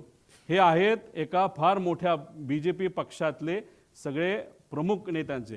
ह्याच्यामध्ये देवेंद्र फडणवीस साहेबांना या बाबतीतली माहिती नसावी असं मला तरी त्या ठिकाणी वाटतं. पण देवेंद्र फडणवीस साहेबांना मला सांगायचं आहे, लोकांना प्रश्न पडायला लागलेला आहे. मी अजितदादांच्या घातपातचा मुद्दा तिथं मांडतोय, पण मला ट्रोल हे BJPचे ट्रोलर का करायला लागलेत? आणि तो सुद्धा हा काय छोटा ट्रोलर नाही आहे, हा फार मोठा ट्रोलर आहे. आणि हा एकदा एखादी ट्विट टाकली नाही तर मेसेज टाकला की हे जे बगल बच्चे जे आहेत पैसे घेऊन काम करणारे, हे सुद्धा त्या ठिकाणी रिट्वीट करतात आणि रिट्वीट माहिती करतात. आणि अजून एक मी आत्मविश्वासाने सांगतो, आणि काही लोकांकडे ते पुरावे आहेत, ह्याच माणसाली 2 दिवस आधी 28 तारखेच्या 2 दिवस म्हणजे ॲक्सिडेंटच्या 2 का 3 दिवस आधी एक अशी ट्विट केली होती आणि ती 7.5 मिनिटानंतर त्यांनी डिलीट केली. आणि त्या ट्विटमध्ये दिलं होतं पुढच्या 2 दिवसामध्ये एक अशी घटना घडणार आहे, त्याच्यामध्ये महाराष्ट्राच्या राजकारणामध्ये खूप मोठा भूकंप येऊ शकतो, असं काहीतरी त्या महाशयाला लिहिलं होतं. ह्याच्याबद्दलचे पुरावे आमच्याकडे आहेत, आम्ही ते घेतोय. पण हा कोण आहे हा? आणि हे जे आहेत ना सगळे हे ट्रोल करणारे, हे सगळे कोण आहे? कुठलं आहे? अहिल्यानगर, हे सगळे BJPचे ट्रोलर्स आहेत सगळे. त्यांचे ते पेजेस काढतात, पैसे देऊन काम करणारे लोक आहेत सगळे. आता इथं तर मी काय बोललो आणि देवेंद्र फडणवीस साहेब काय बोलले? साहेब, देवेंद्र फडणवीस साहेब, याच्यामुळे आता लोकांना वेगळी शंका त्याच्यामध्ये यायला लागली. रोहित पवार भावनेच्या भरामध्ये मुद्दे मांडतोय, टेक्निकल मुद्दे, अराजकीय बोलतोय, पण भाजप मला ट्रोल करते. मग ट्रोल करायचं कारण काय, असा प्रश्न आता लोकांना त्याच्यामध्ये पडायला लागलेला आहे. त्यामुळे तुम्ही तुमच्या होम मिनिस्ट्रीचा वापर करून आता या ठक्करला तर आम्ही काय सोडणार नाही, समित का कोण आहे त्याची माहिती आम्ही काढल्याशिवाय राहणार नाही. पण असे जे ट्रोल आहेत हे आज मला ट्रोल का करतायत, एक परसेप्शन करण्याचा प्रयत्न करतायत की मला वेळ लागलाय. हो, प्रेमापोटी मला वेळ लागले, पण वेळ दोन्ही गोष्टीचं असतं. एक वेळ जे तुला लागले पैसे घेऊन काम करायला, आणि मला माझ्या काकाला काय झालं, माझ्या दादाला काय झालं हे शोधण्याचं वेळ मला लागले. आणि हे मला फक्त एकट्याला लागलं नाही, महाराष्ट्रात तमाम जनतेला त्या ठिकाणी लागले. त्यामुळे अशा पद्धतीने माझं ट्रोलिंग तिथं केलं जाते. आणि काही महाशय कॅश बॉक्सवाले, त्याचं नाव वेगळं असेल, त्यांनी सुद्धा आता आम्हाला ट्रोल करायला सुरुवात केली. काय हरकत नाही, तुला किती पैसा वापरायचा वापर, कारण तुमच्याकडे पैसेवाले लोक आहेत, आमच्याकडे स्वाभिमानी मराठी माणसं आहेत. आणि त्या लोकांना आम्हाला सांगायचं आहे की ठीक आहे, तुम्ही मला पाण्यात बघता का काय, पण एक समजून घ्या, माझे आजोबा फार मोठे आहेत, माझे काका मोठे होते, आणि मी रोहित पवार आहे, आणि मी या महाराष्ट्राचा स्वाभिमानी नागरिक आहे. आणि माझ्याबरोबर दादांची एन्क्वायरी करण्यासाठी मागणी करणारे महाराष्ट्राचे तमाम स्वाभिमानी नागरिक आहेत. हे असे चिरकुट पैसे घेऊन काम करणारे ट्रोल या ठक्कर का कोण आहे त्यासारखे नाहीत. त्यामुळे हे लोक मला ट्रोल करतात, याच्यावरनं लोकांना आता वेगळ्या शंका यायला लागलेल्या आहेत. पुढं बाळ झालं ना, काय राहिलं का? हां, या पुढं. अरे पुढं घे ना, काय राहिलं काय? हो, आधार कार्डची माहिती. म्हणजे आता बघा, मी इथं मरमरून मीडियाच्या चांगल्या पत्रकारांचा उपयोग करतोय, काय अधिकारी काय माझी आहे, आणि माझा वेगळा सोर्स आहे अमेरिकेत, इकडं तिकडं सगळी माहिती आम्ही काढतोय. मला माहिती मिळायला केवढी अडचण आहे बघा. पण आता मी ज्या विमानाने ट्रॅव्हल केलं, ज्या सेलिब्रिटी बरोबर मी ट्रॅव्हल केलं, त्या विमानात ट्रॅव्हल करताना जी इन्फॉर्मेशन, जे आमचे डॉक्युमेंटेशन प्रूफ हे एअरपोर्ट अथॉरिटीला आम्ही देत असतो विश्वासाने की हा आमचे प्रूफ आहे, हो आम्हीच ते आहोत, हे आम्ही विश्वासाने तिथं देत असतो. ती सगळी माहिती या ट्रोलरला दिली जाते. एअरपोर्ट अथॉरिटीचं असं कोण आहे का एअरपोर्ट अथॉरिटीचे लोक ट्रोलरला माझ्याबद्दलची माहिती देण्यासाठी तिथं करतात सगळी माहिती, फक्त माझी नाही, त्या सेलिब्रिटी क्रिकेटरची सुद्धा माहिती दिली. अरे लाजबीज वाटते का नाही? म्हणजे आम्ही कष्ट करून माहिती काढतो आणि या ट्रोलरला फुकटात माहिती तिथं जर मिळत असेल तर याच्या मागे वेगळी अजून शक्ती आहे का, असा सुद्धा प्रश्न इथं निर्माण झाल्याशिवाय राहत नाही. आणि मग हे एअरपोर्ट अथॉरिटी असू शकतं, VSR असू शकतं, काय म्हणजे आम्ही इथं वेगळी इन्फॉर्मेशन मागतोय आणि आमच्या ट्रोलरला कुणीतरी ऑथेंटिक आणि सिक्रेट इन्फॉर्मेशन हे ट्रोलरला, ते सुद्धा भाजपच्या ट्रोलरला दिली जाते. याच्यावरनं शंका 100% आता आमच्या मनामध्ये त्या ठिकाणी निर्माण व्हायला लागली. पुढे आता हु इज श्वेता सिंग याचा थोडासा अभ्यास करावा.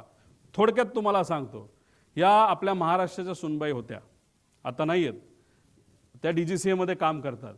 फार मोठ्या फॅमिलीमध्ये त्यांचं लग्न झालं होतं आणि आज जो सत्तेत पक्ष आहे मोठा, त्याच्या निगडीत असणारी हे कुटुंब होतं. त्या कुटुंबामध्ये फार भावनिक गोष्ट झाली, ती कधीच आपण विचार करू शकत नाही, याचा अंदाज तुम्हाला आहे. आणि ह्या आज त्या DGCA मध्ये बसून त्यांच्या कॉन्टॅक्टचा वापर करून हे फार मोठ्या प्रमाणात तिथे एक रॅकेट चालवतात. आणि त्या ज्या मगाच्या अपूर्वाचं नाव घेतलं त्या एअर इंडिया आपलं जेटमध्ये होत्या, या सुद्धा जेटमध्ये होत्या आणि ह्यांनीच त्यांना त्या समितीमध्ये टाकलं आहे असं आमचं मत आहे. यांचा रिसर्च, तुम्ही जर रिसर्चवाले पत्रकार असाल तर त्या करा, पण आमच्या या इन्व्हेस्टिगेशनमध्ये नाही तर हे इन्व्हेस्टिगेशन चालू असताना श्वेता सिंगला तिथं ठेवू नका अशी आमची जाब मागणी आहे. कारण या वेल कनेक्टेड आहेत आणि ह्यांचा संपर्क फार वरच्या लेवलला पोहोचलेला आहे. त्यामुळे या व्यक्तीला त्या DGCA मध्ये न ठेवणं हे महत्त्वाचे. आणि चौकशी समितीबद्दल मी तुम्हाला काय गोष्टी सांगितलं आणि CBIची चौकशी केली जाते, CID आहे, पण CIDचा रिपोर्ट कुठे आहे? CID आत्तापर्यंत काय केलं, कुठला CCTV घेतला, हे रिपोर्ट येणं महत्त्वाचं आहे. सांगा ना तुम्ही लोकांना, पब्लिकला येऊन आत्तापर्यंत आम्ही हे केलं ते केलं, आणि त्या पद्धतीने माहिती लोकांपर्यंत यायला काय हरकत आहे? CBIची मागणी करत असतील तर त्याचा अर्थ दिल्लीकडे त्यांनी त्या ठिकाणी बघितलं असावं. दिल्ली आता CBI आणि बाकी एजन्सीला घेतलं तर हे होऊ शकतं. आता ह्याच्यामध्ये बाकी आहेत. आता भारताकडे सरकारी विमान आहे 2004चं, हे 10चं होतं पडलेलं, 4चं सायटेशन XLS. आता हे विमान असून बंद पडले, वापरत नाहीत. आणि याचे 2 जे पायलट आहेत ते नुसते निवांत बसून असतात. आणि अजितदादांच्या बुकिंगमध्ये जो ग्रुप मी तुम्हाला सांगितलं ॲरोचा, त्याच्यामध्ये सुद्धा हे पायलट आहेत, सरकारी पायलट आहेत पगारावर, हे सुद्धा त्या ग्रुपवर आहेत. पूर्वी एक पायलट होते, ते रिटायर झालेत, त्यांचं नाव मला आठवत नाही, काय रे नाव काय असेल, ते स्वतः कर्वे म्हणून होते, स्वतः तिथं जायचे. समजा CM चाललेत, DCM चाललेत, मंत्री चाललेत, कर्वे साहेब स्वतः जायचे, सगळं चेक तिथं करायचे. पण हे महाशय नुसते ग्रुपमध्ये दोघं पदं घेतलीत, मोठा पगार त्यांना चालू आहे, पण एकदा सुद्धा ते साईटवर त्या ठिकाणी जात नाही चेक करायला की विमान नीट आहे का नाही. तर हे कोण अधिकारी 2, ते शर्मा आणि अजून कोणतरी जे महाराष्ट्र सरकारमध्ये काम करतात, त्यांची माहिती काढणं त्या ठिकाणी महत्त्वाचं आहे असं आमचं मत आहे. आणि ॲरो नावाची कंपनी ज्याली त्या पवार जो होता त्याला जे सांगितलं होतं वेदर इज ऑल ओके, त्याचं तुम्ही केलं काय? ॲरो कंपनीचा धंदा चालू आहे, विमानाचा धंदा चालू आहे, VSRचा धंदा चालू आहे. मग दादांच्या बाबतीत जे काय सांत्वन, जे काय दुःख आहे, हे फक्त राजकीय भूमिका आहे का? आम्ही इथं हळहळ करतोय पण बाकी सगळ्या गोष्टी चालू आहेत. मग जे चाललंय ते सुपरफिशियल आहे का, दाखवण्यासाठी आहे का, त्यात राजकारण आहे का, असा प्रश्न आता आम्हाला निर्माण व्हायला लागला आहे. आणि आम्ही जर हे मुद्दे घेतले नसते तर इन्व्हेस्टिगेशन कुठल्या दिशेला गेलं असतं? मीडियाने हे मुद्दे घेतले नसते तर इन्व्हेस्टिगेशन भरकटलं असतं. आणि लोकांच्या मनामध्ये एक तीव्र इच्छा आहे की काय झालं हे कळलं पाहिजे. म्हणूनच तुमच्या मदतीने, मीडियाच्या मदतीने आज जे काय चाललंय ते राईट डिरेक्शनला चाललंय. आणि जे चुकतायत त्यांना कुठेतरी कान तुम्ही सर्वजण, आपण सर्वजण धरतोय असं आपल्याला म्हणावं लागेल. हां, आणि हे जे मी बोललो लग्न हे ते जे काय आहे, तर ते जे केंद्रीय मंत्री आहेत जे एव्हिएशनचे, आत्तापर्यंत तुमच्याकडनं प्रायमरी रिपोर्ट तिथं आला नाही. आणि रोहित सिंगच्या लग्नामध्ये तुमचेच जर प्रमुख नेते रोहित सिंग जो VSRचा मालक आहे त्याच्या लग्नाला 1.5-2 वर्षापूर्वी जात असतील तर मग आम्ही कशी अपेक्षा करू की तुम्ही ट्रान्सपरंटली ह्याच्यामध्ये इन्व्हेस्टिगेशन कराल? आणि असं जर तुम्ही सरळ सरळ स्टेटमेंट देत असाल की VSR कंपनीची काय चूक नाही, तर मग आमची पहिली मागणी असेल की हे इन्व्हेस्टिगेशन होऊस तर हे जे मंत्री आहेत TDPचे त्यांना वेगळी जबाबदारी द्यावी. पण या जबाबदारीवरनं म्हणजे या पदावरनं त्यांना त्या ठिकाणी लगेचच्या लगेच काढण्यात यावं अशी आमची त्याच्यामध्ये मागणी आहे. कारण का ह्याच्यामध्ये बरेच काही गोष्टी लिंकिंग त्यांचा असल्यामुळे इन्व्हेस्टिगेशन हे नीट होऊ शकत नाही अशी आमची भूमिका आहे. या मंत्र्यांची ह्याच्यामध्ये चूक आहे, नाही तर कुठे इन्व्हॉल्ड असेल असं आम्ही म्हणत नाही या घातपातात. पण VSRला तुम्ही वाचवत आहात असं कुठंतरी एक चित्र आता या ठिकाणी निर्माण झालेलं आहे. पुढं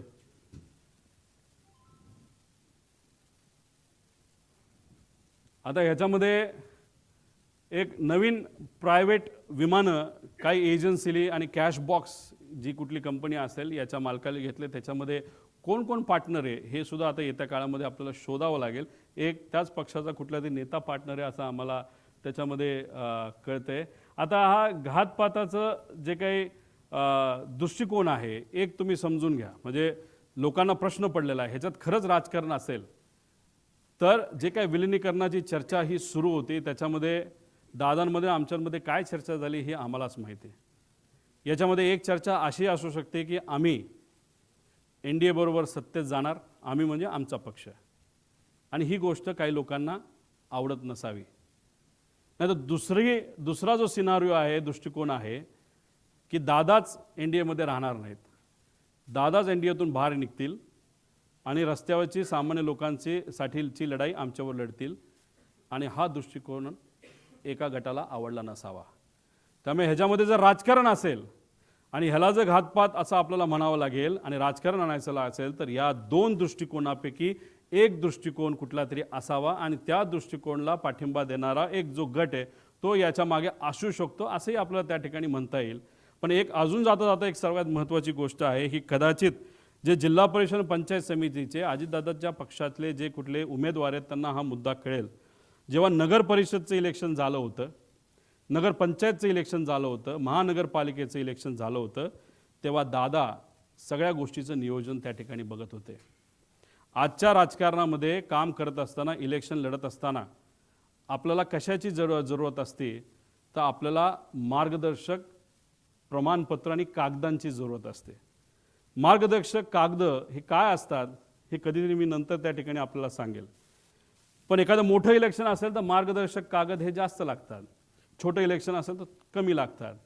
पण दादांचा हा अपघात होण्यापूर्वी सगळं नियोजन हे दादा करायचे, पण त्या कागदांचं मार्गदर्शक जे कागद आहेत त्याचं डिस्ट्रीब्युशन हे दुसरा कुठला तरी नेता करायचा.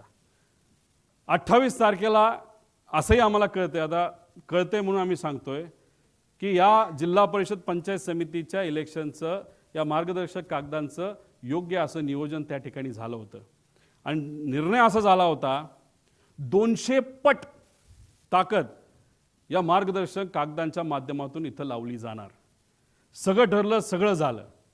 दुर्दैवाने 28ची घटना त्या ठिकाणी घडली, आणि आम्हाला असं कळतंय की दादा नसताना या 200 पट ताकद जी लावली जाणार होती मार्गदर्शक कागदाच्या माध्यमातून, फक्त 50 पटच ताकद त्याच्यामध्ये लावली.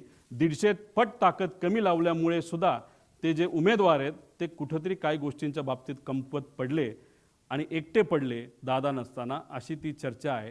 त्यामुळे 150 पट ताकद का कमी लावली आणि कुणी लावली ह्याच्यामध्ये सुद्धा आपल्याला त्या ठिकाणी खोलात जावं लागेल. असे अनेक आहेत, आणि मी काय राजकारण करतो असं नाही, आजपर्यंत राजकारण करत असलो असतो, जे बोललो ते खोटं निघालं असतं.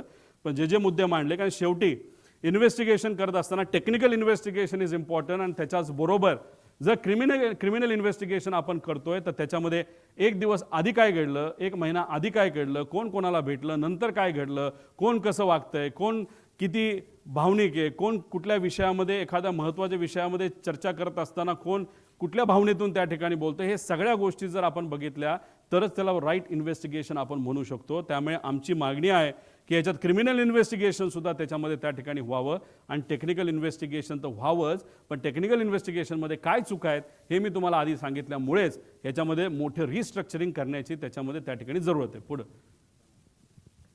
आता याच्यामध्ये काही इतर मागण्या आहेत ज्यांना मी या परिवाराला भेटलो, कपूरच्या परिवाराला मी भेटू शकलो नाही, पण शांभवी पाठक यांच्या परिवाराला मी भेटलो. त्यांची एक व्यक्तिगत मागणी आहे जी सत्तेतले लोकच पूर्ण करू शकतील. कृपा करून त्या पाठक परिवाराला, सत्तेतल्या काही लोकांना थोडा वेळ काढून त्यांना भेटणं महत्त्वाचं आहे. त्यांची मागणी समजून घेण्यासारखी आहे, आणि दिल्ली गव्हर्नमेंटच्या माध्यमातून त्यांची ती मागणी पूर्ण होऊ शकते.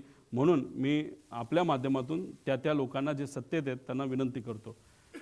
विदीप जाधव यांच्या मुलांचं शिक्षणाची जबाबदारी आम्ही घेतली, तो विषय तिथं संपलेला आहे. पण त्याच्याचबरोबर त्यांच्या पत्नी या ठाणे महानगरपालिकेमध्ये कॉन्ट्रॅक्टवर काम करतात. एकनाथ शिंदे साहेबांना आम्ही भेटूच, पण या प्रेस कॉन्फरन्सच्या माध्यमातून त्यांच्या नेत्यांना आणि एकनाथ शिंदे साहेबांना आणि श्रीकांतभाऊ शिंदेंना मी विनंती करतो की त्यांना परमनंट जर आपल्याला करता आलं या संवेदनशील विषयाच्या माध्यमातून ते फार महत्त्वाचं त्या ठिकाणी ठरू शकतो. पिंकी माळी यांचा भाऊ यांना कॉन्ट्रॅक्टवर आम्हाला एका ठिकाणी नोकरी देता आली, जेवढं जमलं तेवढं, पण शेवटी तिचा याच्यामध्ये त्या ठिकाणी अपघात झालेला. ती आज त्या परिवाराबरोबर नाही. त्या परिवाराला आर्थिक दृष्टिकोनातून सबलीकरण करण्याचा फार मोठा वाटा त्या मुलीचा होता, युवतीचा होता. ती आज त्या परिवाराबरोबर नाही. त्या मुलाला परमनंट जर काय करता आलं, चांगला पगार जर तिथं देता आला, तर त्या बाबतीत सुद्धा तिथं विचार करण्यात यावा. कारण पिंकी माळींना शिकवण्यासाठी त्या टॅक्सी चालक वडिलांनी मुलगी असली तरी 50-60 लाख रुपये खर्च करून तिला शिकवण्याचा प्रयत्न केला आणि शिकवलं सुद्धा. पण दुर्दैवाने ही घटना त्या ठिकाणी घडली. त्यामुळे त्या परिवाराला सुद्धा मदत त्या ठिकाणी करण्याची जरूरत आहे. त्याच्याचबरोबर नंतर आम्ही अधिवेशनामध्ये विषय मांडूच. अजितदादांची नावं कुठल्या कुठल्या वास्तूला, कुठल्या कुठल्या गोष्टींना त्या ठिकाणी दिली जावीत, ह्या आमच्या मागण्या येत्या काळामध्ये त्या ठिकाणी असतील. पुढं आणि जस्टिस फॉर अजितदादा हॅशटॅग या पद्धतीने अख्खा महाराष्ट्र विचारतोय काय खरं घडलं 28 तारखेला, 28 तारखेच्या आधी. पण जे 28 तारखेला घात का अपघात जो घडला, त्याच्यामुळे सर्व महाराष्ट्रातले सामान्य लोक आज चिंतेत आहेत. आणि आज एवढा मोठा नेता आपल्यातून गेला तर आपलं उद्या कसं व्हायचं असा प्रश्न त्यांना तिथं पडलेला आहे. पण जस्टिस फॉर अजितदादा या पद्धतीने आम्ही सर्वजण आणि शुभचिंतक असे अनेक जण आम्ही सगळेजण मिळून या विषयासाठी, या इन्व्हेस्टिगेशनसाठी, हे इन्व्हेस्टिगेशन योग्य पद्धतीने व्हावं आणि आयुष्याच्या आमच्या स्वतःच्या शेवटच्या काळामध्ये जेव्हा आम्ही या विषयाकडे लक्ष देऊ, तेव्हा आम्हाला कुठेतरी एक समाधान असेल की अजितदादांच्या घात का अपघाताच्या बाबतीत योग्य असं इन्व्हेस्टिगेशन व्हावं. यासाठी महाराष्ट्राच्या जनतेने, पत्रकारांनी आणि माझ्यासारख्या एक सामान्य कार्यकर्त्याने सुद्धा यासाठी पुढावा घेतला. माणूस आपल्यात नसला तरी जस्टिस त्यांच्या त्या गोष्टीला मिळालं असं एक समाधान शेवटच्या आयुष्याच्या लेवलला हे आम्हा सगळ्यांना त्या ठिकाणी असावं, एवढीच आमची छोटीशी साधीशी इच्छा. हिंदीमध्ये नंतर बोलू का? बरं ठीक. हिंदीचं काय करू? हिंदी नंतर घेतो. नको नको.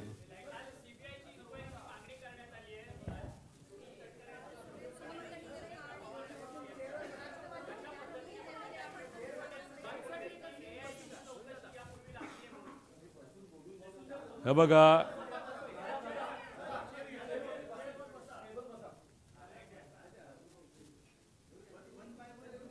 वन बाय गन घ्या. 1 तास विचारतं विचारा, मला काय नाही.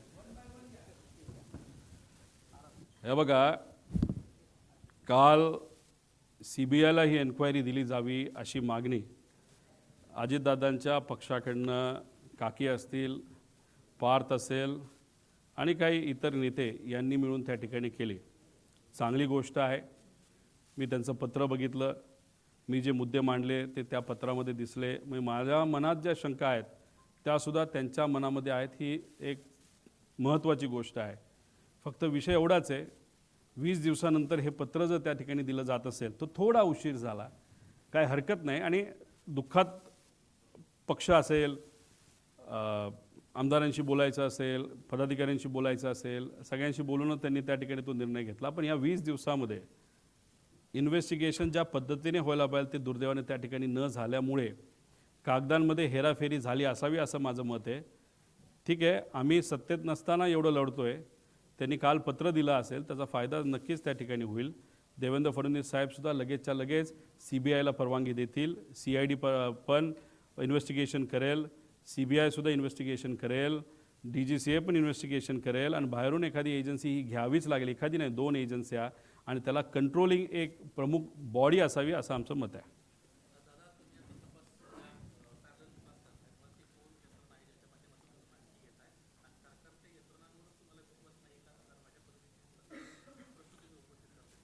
काल ज्या रिपोर्टचा तुम्ही उल्लेख मगाशी केला की तो DGCAकडनं तिथं आला होता, त्याच्या मॉडेल, विमानाच्या मॉडेलमध्ये चूक झाली आहे. त्याच्याचबरोबर विमान रजिस्ट्रेशनमध्ये चूक झालेली आहे. मग त्या एजन्सीकडनं तपास हा योग्य पद्धतीने तो सुद्धा टेक्निकली होईल हे कसं आपण मानू शकतो. त्याच्याचबरोबर ज्या काही गोष्टी आता होत चाललेल्या आहेत, जसं मंत्री जे एव्हिएशनचे मंत्री आहेत त्यांचा नाही तर त्यांच्या पक्षाचं VSR बरोबर मैत्रीचे संबंध त्या ठिकाणी दिसतात. आता तरी मैत्रीच त्या ठिकाणी वाटते. मग अशा पद्धतीने आपल्याला न्याय मिळणार आहे का इन्व्हेस्टिगेशनबद्दल? आणि ज्या पद्धतीने इन्व्हेस्टिगेशन चालली, म्हणजे CIDचा अजून पण रिपोर्ट आला नाही, प्रिलिमिनरी रिपोर्ट आत्तापर्यंत यायला पाहिजे, तो अजूनपर्यंत मिळाला नाही, मग का उशीर लावला जातो? आणि हे करत असताना मालकच अमेरिकेत जाऊन जर बसत असेल तर शंका घेण्यासारखंच आहे. आणि आम्ही कुठून कशी माहिती काढली? आम्ही पण आमचे सोर्सेस त्या ठिकाणी ठेवलेत. आमच्याकडे पण ज्या माहिती आहेत त्यासुद्धा आम्ही काय आमच्याच घरी नाही तर ऑफिसमध्ये ठेवतो असं नाही, आम्ही 4-5 लोकांकडे त्या ठिकाणी ठेवत असतो. आणि माझ्याबरोबर जी टीम करते त्यांनासुद्धा माहीत नाही की आम्ही ते कुठे ठेवत असतो. आणि फक्त ही अर्धवट आत्तापर्यंत आलेली ही अर्धी माहिती आहे. माझ्याकडे अजून बरीच माहिती आहे जी डिटेलमध्ये आहे. ती माहिती उद्या परवा आम्ही आणू शकतो. फक्त आमची इच्छा आहे की आम्ही एवढं प्रेझेंटेशन केल्यानंतर इन्व्हेस्टिगेशनसुद्धा तेवढंच खोलात त्या ठिकाणी गेलं पाहिजे. पण आता हे सरकार इन्व्हेस्टिगेशन करते नाही करतं मला माहीत नाही, पण लोकांनी आपापल्या लेवलला इन्व्हेस्टिगेशन त्या ठिकाणी सुरू केलेलं आहे. त्याच्याचबरोबर काही तज्ज्ञांनी सुरू केलेलं, मराठी मीडियालीसुद्धा आणि हिंदी मीडियालीसुद्धा याच्यामध्ये खूप मनापासून लक्ष घातलेलं आहे. त्यांचेसुद्धा मी आभार व्यक्त करतो.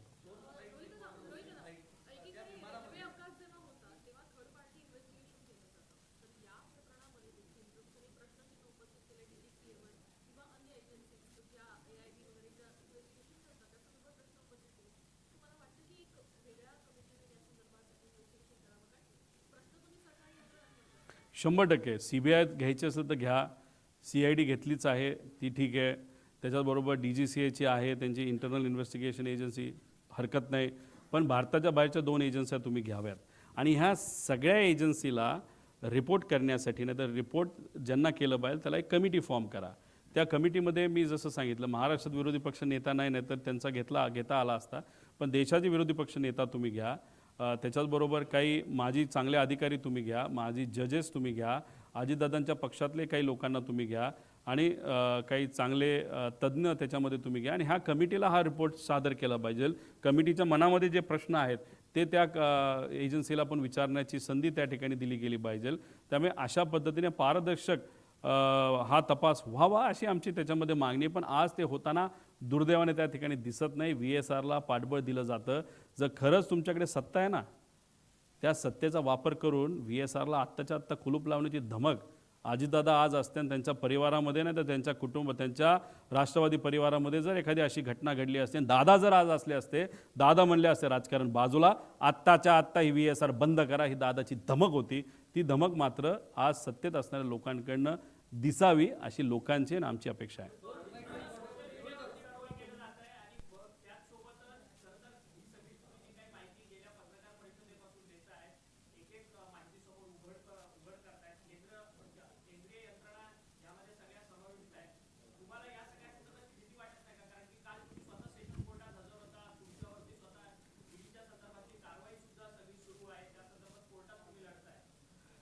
एकतर भीती मला वाटत नाही, पण माझ्या परिवाराला 100% त्या ठिकाणी भीती वाटते. एवढ्या मोठ्या लोकांना जर तो अंगावर घेत असेल, त्याच्याचबरोबर एवढी मोठी लोकं जर कुणी असेल, कारण ही घटना घडवायला फार मोठे लोक त्याच्या मागे असू शकतात, नाही तर लागतील.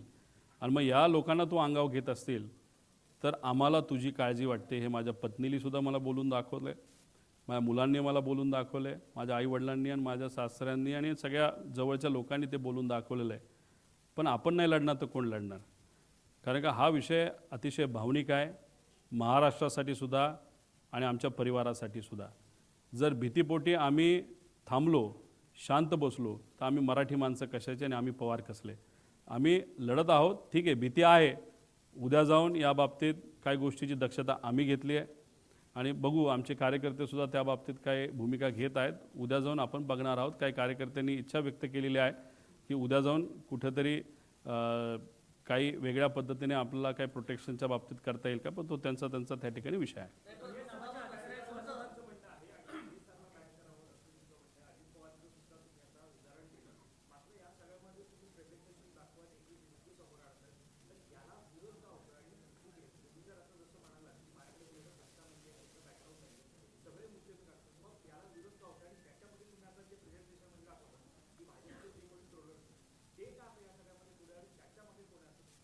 नाही, कोण आहे नाही आहे माहीत नाही, पण एक आहे, का मला विरोध करतात ह्याला मला सांगता येणार नाही, पण माझा विरोध करतायत, मला ट्रोल करतायत, याच्यामुळे मात्र शंका आता वाढायला लागलेली आहे. त्यामुळे शंका नक्कीच वाढत चाललेली आहे. त्यामुळे जर मोठ्या नेत्यांना माहीत नसेल त्यांचे ट्रोलर अशा पद्धतीचे पराक्रम करतायत डोकं न वापरता का आदेशाने मला माहीत नाही, त्यांना जरा खाली आदेश त्या ठिकाणी दिले पाहिजे. कारण ट्रोल करून फालतू काहीतरी करतायत. तू कशाला विमानाला गेला होता? थोडी मला माहीत होतं की ते विमान कसं आहे आणि ते विमान चालवायला आलं असतं तर मीच उडवत गेलो असतो ना. त्यामुळे असले फालतू काहीतरी विषय म्हणजे बिना मेंदूचे हे सगळे ट्रोलर आहेत. पण ते आज एका मोठ्या पक्षाचे ट्रोलर आहेत, ऑफिशियल ट्रोलर आहेत.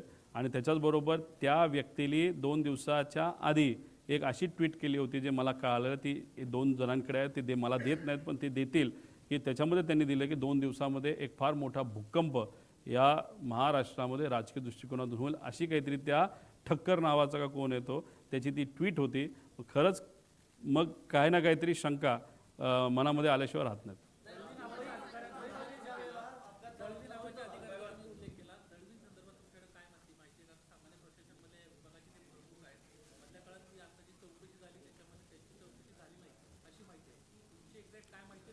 बघा, अकाउंटेबिलिटी ऑफिसर आणि एक सेफ्टी ऑफिसर असतो. दळवी कदाचित अकाउंटेबिलिटी ऑफिसर असतील महाराष्ट्र सरकारचे. महाराष्ट्राकडे जी कुठली विमानं नाही तर हेलिकॉप्टर असतील त्या NOCPचे म्हणजे ते NOCPचं लायसन्स असतं. आणि मिश्रा हे सेफ्टी ऑफिसर असतील. विषय एवढाच आहे की पूर्वीचे जे कर्णिक नावाचे अधिकारी होते ते स्वतः VIP मुवमेंट जेव्हा व्हायचं ते विमान बघण्यासाठी टेक्निकल काय गोष्टी आहेत ते बघण्यासाठी ते स्वतः तिथं जायचे. पण हे 2 महाशय दळवी आणि ते जे कुठले दुसरे मिश्रा म्हणून आहेत हे ऑफिसमध्येच बसून राहतात. तो जो ॲरोचा आणि दुसऱ्या कंपनीचा जो ग्रुप आहे त्या ग्रुपवर हे आहेत आणि त्या ग्रुपवर तो पवार नावाचा जो कोणी हँडलर आहे ॲरोचा तो जर टाकत असेल की विजिबिलिटी ओके, तर या 2 महाशयांची जबाबदारी होती बाबांनो चेक करायची, ATCला फोन करायची, अरे VIP ट्रॅव्हल करणारे खरंच विजिबिलिटी आहे का नाही आहे, हे मात्र झोपले राहिले. मग तुम्ही पदावर असाल, तुम्ही सरकारचा या लोकांच्या कष्टाचा टॅक्सचा पैसा घेऊन तुमचं घर चालवत असाल तर या विषयासाठी तुम्ही सुद्धा जबाबदार आहेत. त्यामुळे त्यांना सुद्धा जबाबदार धरलं पाहिजे, ॲरोला जबाबदार धरलं पाहिजे, VSRला जबाबदार धरलं पाहिजे आणि जे काही सिंग वगैरे हे जे काही नावं मी सांगितलेले त्या सगळ्यांना जबाबदार धरण्याची जरूरत आहे.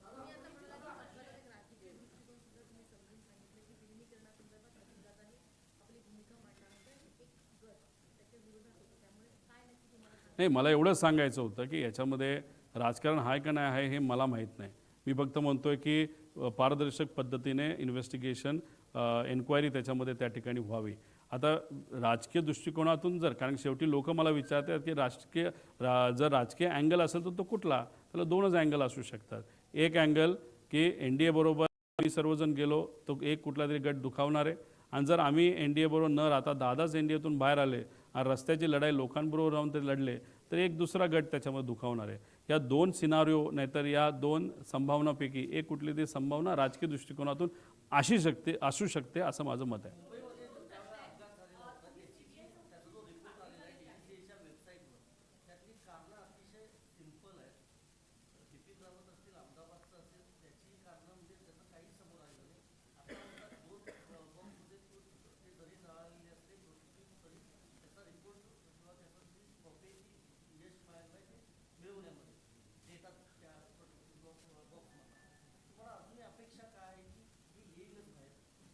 नाही आलं तर आम्ही काय सोडणार आहे का? आम्ही कुठून ना कुठेतरी माहिती त्या ठिकाणी काढू ना. आणि शेवटी काय आहे की अधिकारी काय सगळेच खराब असतात नाही ना, असं नाही ना. काही चांगलेही अधिकारी आहेत, चांगले पत्रकार आहेत, काही माजी अधिकारी त्या कंपनीमध्ये काम केलेले पायलट आहेत ते चांगले आहेत, ते त्या ठिकाणी स्वतः इन्व्हेस्टिगेशनला तिथं लागलेले आहेत. त्यामुळे माहिती बाहेर येणार आहे.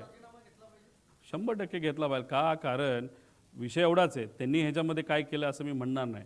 पण VSRला पाठबळ देण्याचं नाही तर VSRला सेफ करण्याचं काम ते करतायत का असा प्रश्न मला पडतोय. कारण रोहित सिंगच्या लग्नामध्ये त्यांच्याच पक्षातला एक प्रमुख नेता हा लग्नाला त्या ठिकाणी गेला होता. आणि मग अशा पद्धतीने तिथं जर VSRचं तुमचं पारंपरिक संबंध असतील का आर्थिक असतील हे मला सांगता येणार नाही. जर तसे संबंध तुमच्या पक्षप्रमुखाचे नाही तर पक्षातल्या एका मोठ्या नेत्याचे असतील तर मग तुम्ही VSRला वाचवणारच ना. तुम्ही VSRला त्या इन्व्हेस्टरच्या अँगलनी वाचवणार, मैत्रीपोटी वाचवणार, कोणाचं अजून काय असेल नाही तर हे अधिकारी जे DGC सगळे अडचणीत येतील.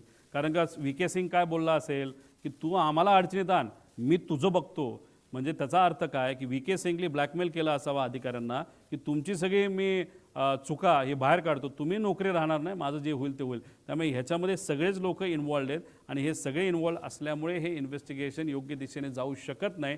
त्यामुळे TDPकडे हे खातं एव्हिएशन आहे आणि त्यांचं कुठं ना कुठंतरी एक रिलेशन या VK सिंग बरोबर आहे. म्हणून असं आम्हाला वाटतं की त्यांनी तिथं राजीनामा नैतिक लेवलला घ्यावा, दुसरं कुठलंही पद घ्यावं, पण या पदावरनं तरी ते निघावेत, या पदावर ते नसावेत आणि TDPचं कुणीच या पदावर नसावं असं आमच्या सगळ्यांची मागणी आहे.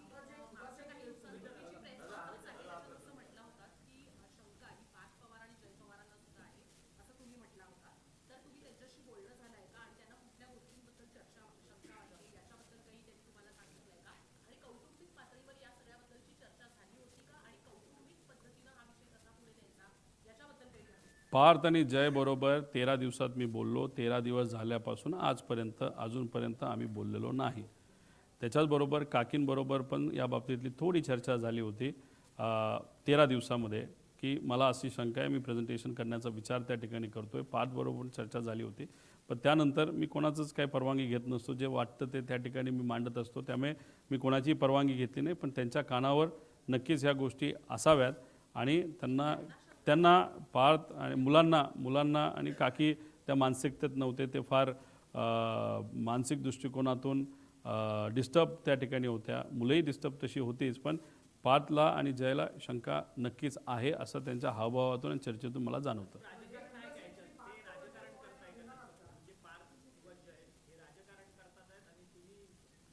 एक तुम्ही समजून घ्या की काकींच्या बाबतीत बोलायचं झालं तर त्या राजकारणी नाही आहेत. आता त्या राजकारणामध्ये ॲक्टिव्ह लेवलला आलेल्या त्या समाजकारणी आहेत. आणि पार्थ आणि जय ठीक आहे, पार्थ एकदा इलेक्शनला उभा राहिला असेल, पण ते झाल्यानंतर तो तसा ॲक्टिव्ह राजकारणामध्ये नाही आहे. त्यामुळे राजकारण काय असतं हे त्यांना समजायला वेळ त्या ठिकाणी जाणार आहे. त्यामुळे मग जेव्हा अशी परिस्थिती असते तेव्हा आपण साहजिकच आहेत, आपल्या पक्षामध्ये जे अनुभवी नेते आहेत, ज्यांनी दादांबरोबर त्या ठिकाणी काम केलं आहे राजकीय निर्णयासाठी, जसं शपथविधी घेण्यासाठी, मग अजून काय करायचं ह्याच्यासाठी आपण त्या पक्षातले राजकीय नेत्यांवर अवलंबून असतो. त्यामुळे हे तिघं आज राजकीय त्यांच्या पक्षातले जे प्रमुख मोठे नेते आहेत त्यांच्यावर राजकीय भूमिकेसाठी अवलंबून आहेत. त्यामुळे ते परिवार म्हणून राजकारण करतात असं मला वाटत नाही. पण ज्या काही घटना घडल्यात त्यांचे जे मार्गदर्शक आहेत त्यांना थोडंसं राजकारणाचं जरा जास्त पडलं का काय अशी शंका लोकांना नक्कीच निर्माण त्या ठिकाणी होते.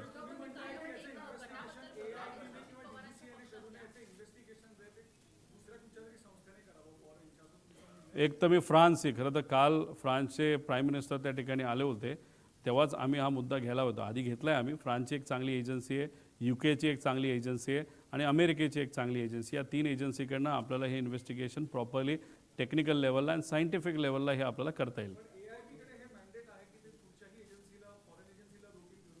घ्या ना, पण AIBने जर अशा फॉरेन एजन्सी घेतल्या तर DGSA मधले अर्धे अधिकारी निघून जातील आणि बरेच काही लोक अडचणीत येतील. तेवढी हिंमत आणि तेवढी ताकद या एजन्सीकडे आहे का बघावं लागेल.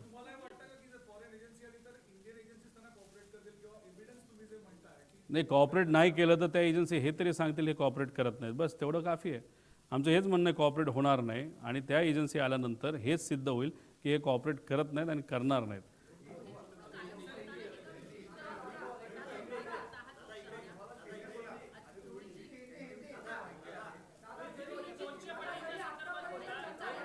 अहो, मी सगळे प्रश्न घेऊ, फक्त एक एक घ्या ना. काय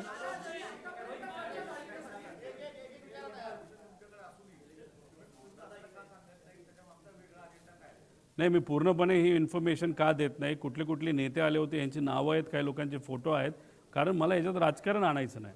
पण मी एकच गोष्ट सांगतोय की त्याच्या लग्नाला मोठे मोठे नेते 100% गेले होते.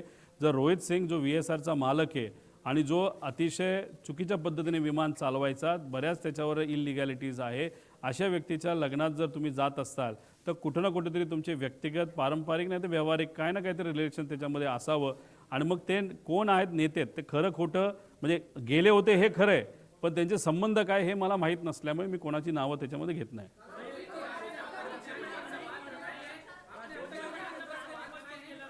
मराठी करतो ना, 5 प्रश्न मराठीत.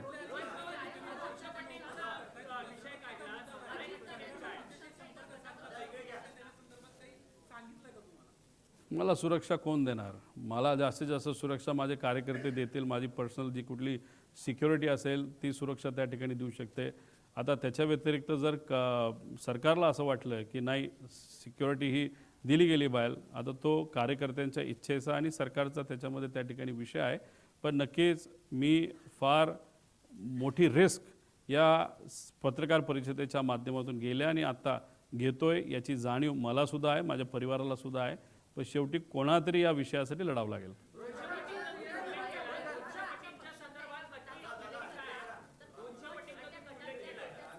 200 पटीबद्दल आणि 50 पटीबद्दल, दादा असताना आणि दादा नसताना, दादा असताना नगर परिषद, नगरपंचायत आणि महानगरपालिकेचे इलेक्शन झाले, त्या उमेदवारांना मी काय म्हणतो हे कळलंय.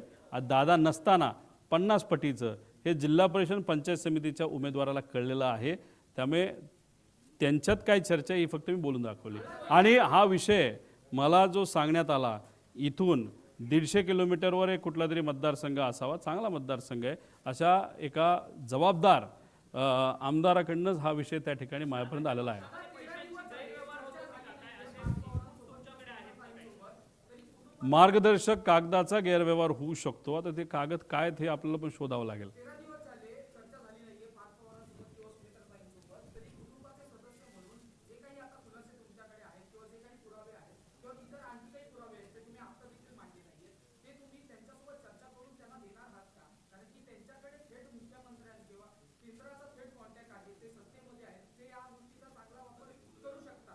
मीडिया म्हणून तुम्ही इच्छा व्यक्त करत आहात, पब्लिक म्हणून महाराष्ट्राचे नागरिक इच्छा व्यक्त करतायत, म्हणून ही प्रेस कॉन्फरन्स मी घेतो आणि हे पुरावे त्यांना देतोय.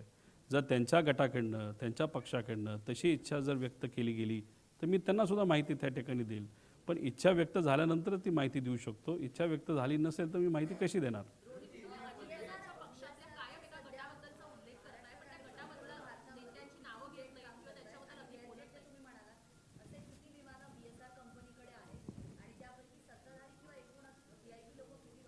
VSR व्हेंचर्स आणि VSR कॉर्पोरेशन नावाच्या 2 कंपन्या त्याच्यात 27 विमानं आहेत.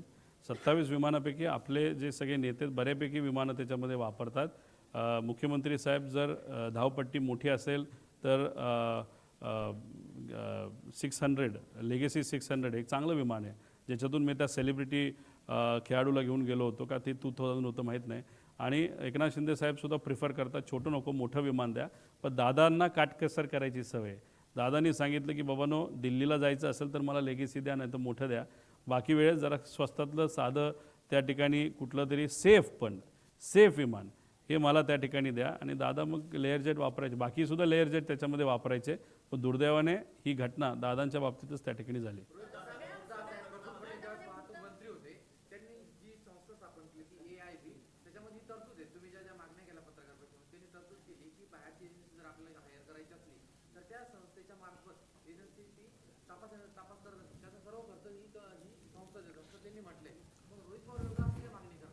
मग CBIला काल जे काय पत्र त्या ठिकाणी CBIचं तपास यंत्रणा CBIला घेण्यात यावं हे जे पत्र त्याच्यामध्ये दिलं, तर तुम्हाला एवढ्या सगळ्या गोष्टींची माहिती असेल तर त्या पत्रामध्ये हे कदाचित त्यांनी ते लिहिलं असेल, आणि लिहिलं नसेल तर का नाही लिहिलं असा प्रश्न त्यांना आपल्याला करता येईल.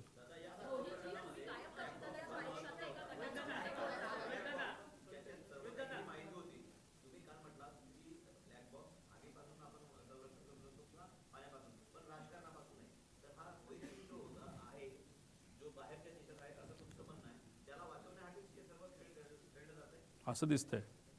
रोहित सिंग, VK सिंग, VSR ही कंपनी, आणि VSR या कंपनीमध्ये 250 कोटीची इन्व्हेस्टमेंट ज्या लोकांनी केली त्या सगळ्या लोकांना वाचवण्याचा प्रयत्न सरकारकडे केला जातोय. म्हणून हे इन्व्हेस्टिगेशन हे योग्य डिरेक्शनली चाललेलं नाही, योग्य दिशेने चाललेलं नाही. याच्यामध्ये बऱ्यापैकी कागदाचा मॅन्युप्युलेशन, नाहीतर कागद हे बदलले जातील, आता डॉक्युमेंटेशन बदललं जाईल असं आम्हाला भीती वाटते.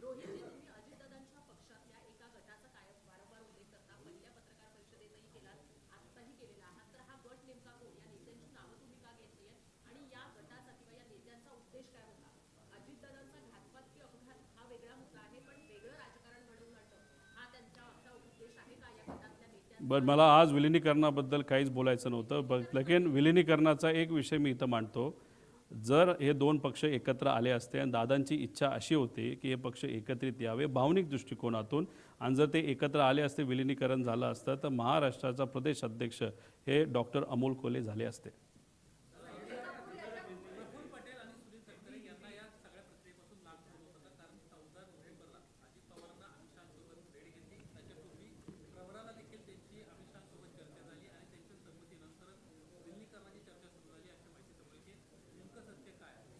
नाही, खूप काय आता विलिनीकरणावर या ठिकाणी मी बोलणार नाही, कारण काय होतं की विलिनीकरण हा मुद्दा घेतला तर चर्चा दुसरीकडे त्या ठिकाणी जाते. दुसऱ्या पक्षातल्या काही गटाला विलिनीकरणावर चर्चा करायला लय भारी वाटतं. बरेच प्रेस कॉन्फरन्स बघितले तर त्यात फक्त विलिनीकरण ते त्या ठिकाणी बोलत आहेत. आम्हीच आहोत जे अजितदादांचा घात का अपघात या विषयावर त्या ठिकाणी बोलतोय. त्यामुळे त्यांना ज्या विषयावर बोलायचं आहे त्या विषयावर मी बोललंच पाहिजे असं नाही. त्यामुळे आज नाही, आमच्याकडे माहिती खूप आहे. डॉक्टर अमोल कोल्हेंनी सुद्धा याबाबतीत काही स्पष्टीकरण दिलं आहे, कारण डॉक्टर अमोल कोल्हेच या संयुक्तित राष्ट्रवादीचे प्रदेश अध्यक्ष या महाराष्ट्राचे झाले असते, दादांची इच्छा होती.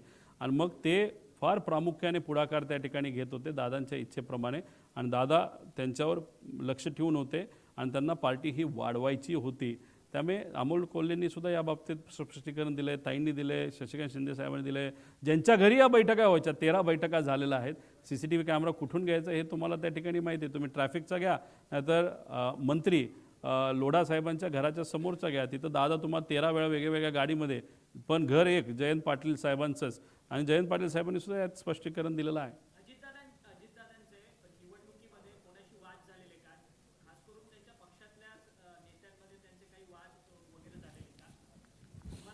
काही आमदारांशी तुम्ही बोललात तर ते तुम्हाला नक्कीच सांगतील, पण आमदारांशी बोलताना सुनेत्रा वहिनी काकी या राष्ट्रीय अध्यक्ष व्हाव्यात यासाठी सगळ्याच आमदारांनी सह्या केल्यात असं नाही, 35 आमदारांनी सह्या केल्यात असं आम्हाला कळतं. ते 35 आमदार कोण, त्यांच्यातले एखाद्याला तरी विचारलं तर ते स्पष्टपणे तुम्हाला काय गोष्टी सांगतील. आणि सर्वच पदाधिकाऱ्यांनी सह्या केल्यात असं नाही, ठराविक मेजॉरिटी पदाधिकाऱ्यांनी सुनीत्रा काकींसाठी सह्या केल्यात. ज्यांनी सह्या केल्यात त्यांना तुम्ही विचारा, ज्यांनी सह्या केल्याच नाहीत त्या का नाही केल्या, कोणते आमदार आणि कोणते पदाधिकारी, हे खरं संशोधनाचा विषय आहे. नाही, तो पक्ष वेगळा आहे, त्या पक्षाबद्दल जास्त बोललं नाही पाहिजे असं मला वाटतं.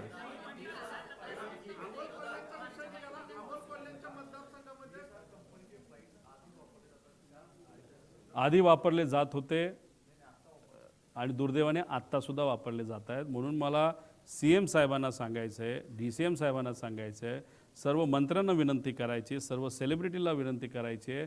VSR कंपनीमध्ये मेंटेनन्सचा खूप मोठा घोळ होता, आणि दुर्दैव असं की एवढी मोठी घटना होऊन सुद्धा जर तुम्ही त्या विमानाने ट्रॅव्हल करत असाल तर उद्या जाऊन एखादी दुर्दैवी घटना, आम्ही आमच्या काकाला गमावलेलं आहे, दादाला गमावलेलं आहे, अजून एखादा मोठा नेता नाही तर सेलिब्रिटी, याच्या बाबतीत काय एखादी गोष्ट होऊ नये याची दक्षता DGCA पण घेतली पाहिजे. म्हणूनच VSRचे सगळे फ्लाईट्स हे बंद झाले पाहिजे अशी आमच्या सगळ्यांची मागणी आहे.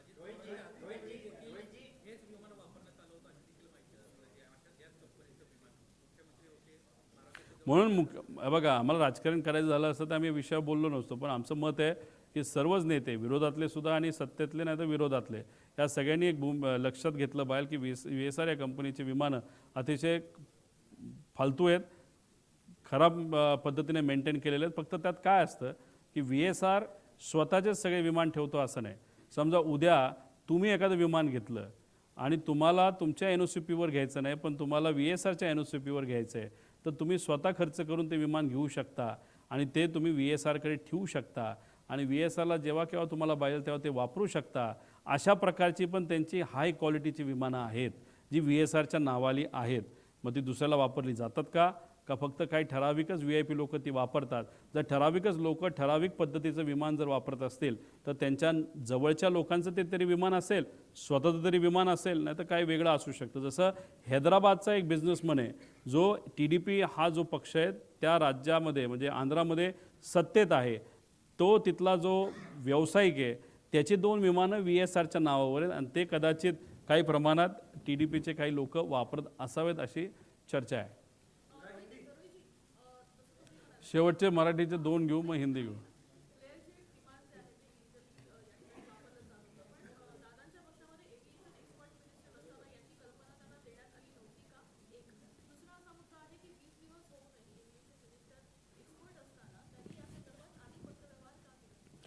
प्रायोरिटी वेगळ्या असतात. त्यांची प्रायोरिटी त्या नेत्यांची सत्ता स्थापन करणं, पदं मिळवणं आणि काही इतर गोष्टीमध्ये कदाचित ती प्रायोरिटी असावी आणि नेत्यांची कदाचित ती राजकीय नेत्यांची ती प्रायोरिटी त्या ठिकाणी असते असं मला वाटतं. पण राहिला प्रश्न तुमच्या अनुभवाचा, तुम्ही तिथं मंत्री होता, त्या अनुभवाचा फायदा या इन्व्हेस्टिगेशनला व्हावा अशी लोकांची इच्छा आहे ना. पण ते होताना दिसत नसल्यामुळेच कुठंतरी लोक नाराज आहेत. त्यामुळे त्यांचा अनुभवाचा वापर त्यांनी करावा. आणि तसंही 2009ला ही कंपनी फॉर्म झाली असली तरी 2014ला NOCPचं लायसन्स त्यांना मिळालं आहे. त्यावेळेस कोण मंत्री होतं, त्यांचा तो अनुभव होता. एवढं फटीचर कंपनी रजिस्टर आणि त्याला NOCP जर मिळत असेल, तो सुद्धा हा एक कुठला तरी एजंट होता. कोण हा VK सिंग. या एजंटला एक कंपनी फॉर्म करणं, NOCP सारखं एक मोठा लायसन्स त्या काळामध्ये त्या ठिकाणी मिळणं आणि नंतर ते झाल्यानंतर त्यांनी B200 नावाचं एक विमान घेणं आणि त्याच्यानंतर 2019 नंतर म्हणजे कोविडच्या काळामध्ये त्यांना भरारी मिळणं आणि इन्व्हेस्टमेंट वाढणं, ह्या वेगळ्या वेगळ्या शंका आपण नक्कीच या बाबतीत घेऊ शकतो. नाहीतर ह्याच्यात जे काही अधिकारी आहेत आणि जे कोणी जबाबदार आहेत त्या लोकांना शोधून काढून का अशा फटीचर कंपनीला, जे डॉक्युमेंटेशन प्रॉपर करत नाही अशा कंपनीला कसं लायसन्स मिळालं, कशी विमानं त्यांनी भारताच्या बाहेरून आणले, कसे ते रजिस्टर करून दिले, असे अनेक प्रश्न निर्माण होतात.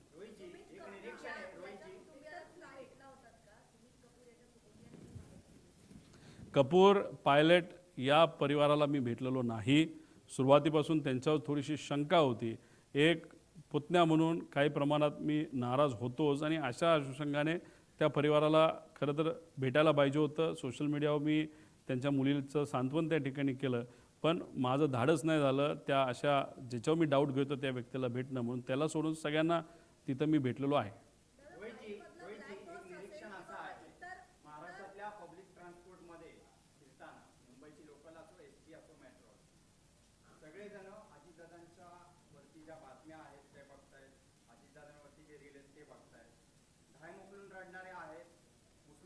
प्रश्न काय? त्या कार्यकर्त्याला पक्षाच्या दोन्हीकडच्या आणि अजितदादा प्रेमींचे ज्या कार्यकर्त्याचे अजून सदम्यातून सावरलेला नाही, त्याला तुम्ही काय? शेवट सांगतो. तुम्ही काय म्हणता? एकतर ब्लॅक बॉक्स, व्हॉइस रेकॉर्डर ह्या सगळ्या गोष्टींचा तपास होत असताना दादांचा फोन कुठे आहे आणि दादांच्या फोनमधला डेटा हा कधीपर्यंत मिळेल याची काही तुम्ही तपास केलेला आहे का? तो त्यांचा व्यक्तिगत डेटा आहे, व्यक्तिगत माहिती आहे. माझ्या अनुषंगाने त्यांच्या परिवाराकडे ते सर्व फोन असावेत. त्या डेटाचं, त्या माहितीचं, त्या फोनचं, त्या फोनमध्ये असणाऱ्या गोष्टींचं आणि काही महत्त्वपूर्ण डॉक्युमेंटचं आणि बऱ्याच काही गोष्टीचं काय करायचं तो त्यांचा परिवार त्या ठिकाणी ठरवेल.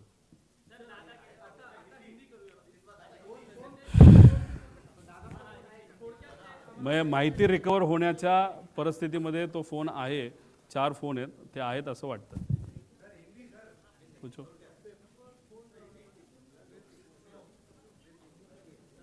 हा म्हणजे हा चांगला प्रश्न आहे.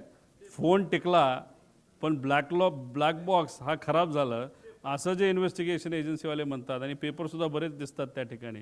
म्हणजे हे खरं तर कालचं स्टेटमेंट त्या एजन्सीचं थोडं डाऊटफुल आहे आणि हास्यास्पद आहे. हिंदी.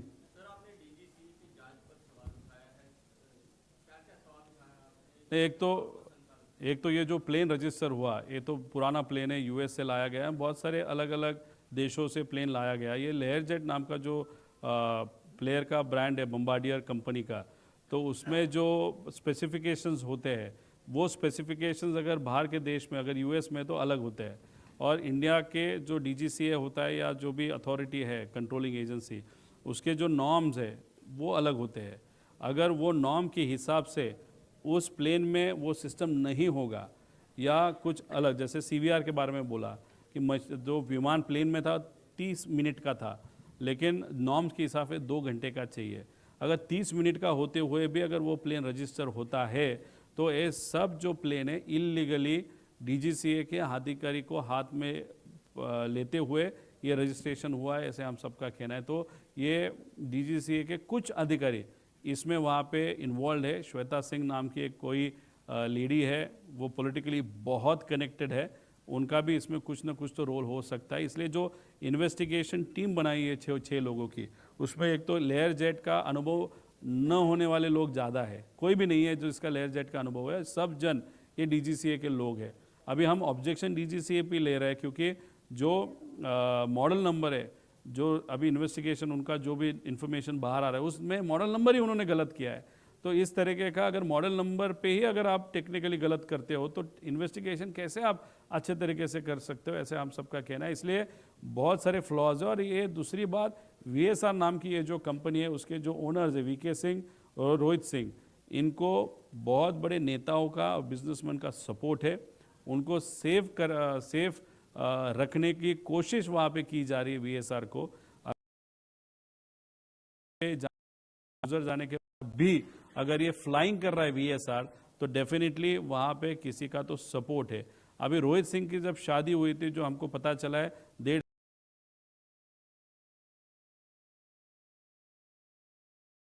उस वक्त सत्ता में बीजेपी के भी बहुत बड़े नेता वहाँ पे आए थे। कौन है कैसे, नेताओं को मालूम है, उनके मन में होगा कि हम गए थे। और दूसरी बात TDP ये जो पक्ष है उनके भी बहुत बड़े नेता वहाँ पे गए थे। अभी आज जो मिनिस्टर है एविएशन वो TDP पक्ष के हैं। तो अभी अगर आपके संबंध थे रोहित सिंह के साथ जो VSR का मालिक है, तो आप इन्वेस्टिगेशन प्रॉपरली कैसे करोगे, ऐसा प्रश्न हम सबको पड़ता है।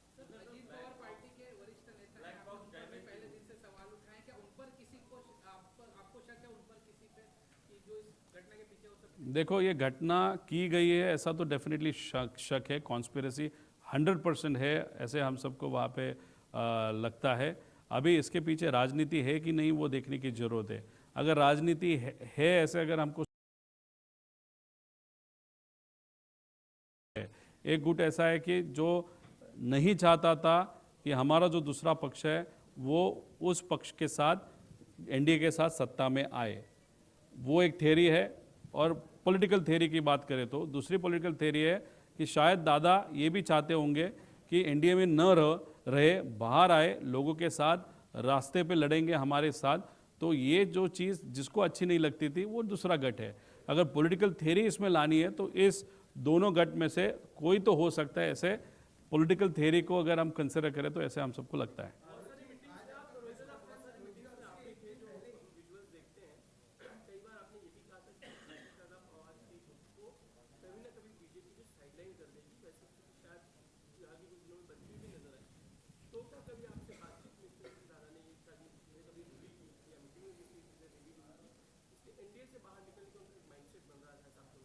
नहीं, मैं NDA के साथ रहना है कि बाहर निकलना है, ये तो दादा में और हमारे में हुई चर्चा है।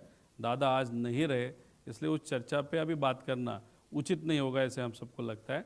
लेकिन ये बहुत बड़ा रिस्ट्रक्चरिंग पार्टी में, उनके पार्टी में उनको करना था। जैसे उनके जो प्रदेश अध्यक्ष है वो कोई यंग बंदा चाहिए, ऐसे उनका कहना था। डॉक्टर अमोल कोल्ले का नाम उन्होंने वहाँ पे प्रपोज किया है। इसलिए अमोल कोल्ले अगर आप देखो तो बहुत सारे मीटिंग्स में डॉक्टर अमोल कोल्ले वहाँ पे थे, तो उस एंगल से हमारी चर्चा वहाँ पे होती थी। लेकिन दादा आज नहीं रहे, उनके साथ हमारा कंफर्ट लेवल था, उनकी इच्छा, भावनिक इच्छा थी, पॉलिटिकल सेकेंडरी था। लेकिन वो इमोशनली ये दो पक्ष, दो फैमिली साथ में आनी चाहिए ऐसे उनको लगता था। उसका हम रिस्पेक्ट करते हैं और वो रिस्पेक्ट करते हुए ही हम वहाँ पे दादा के साथ बात कर रहे थे। आज दादा ही नहीं है तो ये विलीनीकरण और दो पार्टी एक साथ में कैसे, क्यों, क्या, वो उस विषय का उत्तर देना उचित नहीं होगा, ऐसे मुझे लगता है। रोहित जी, आज आपका प्रेस कॉन्फ्रेंस था, उसके एक दिन पहले ही ब्लैक बॉक्स की जो खबर थी वो सामने आई है। आपने प्रेजेंटेशन में भी बताया कि 1100 डिग्री सेल्सियस या 6000 मीटर पानी, लेकिन इसके बावजूद ये कहा जा रहा है कि एक तो वो जलने की बात, उस पर अगर हिंदी में कह सकें। और दूसरा आपने ये भी कहा कि क्लेम 35 करोड़ की थी, इंश्योरेंस 55 करोड़ का था, लाइबिलिटी इंश्योरेंस 210 करोड़ का।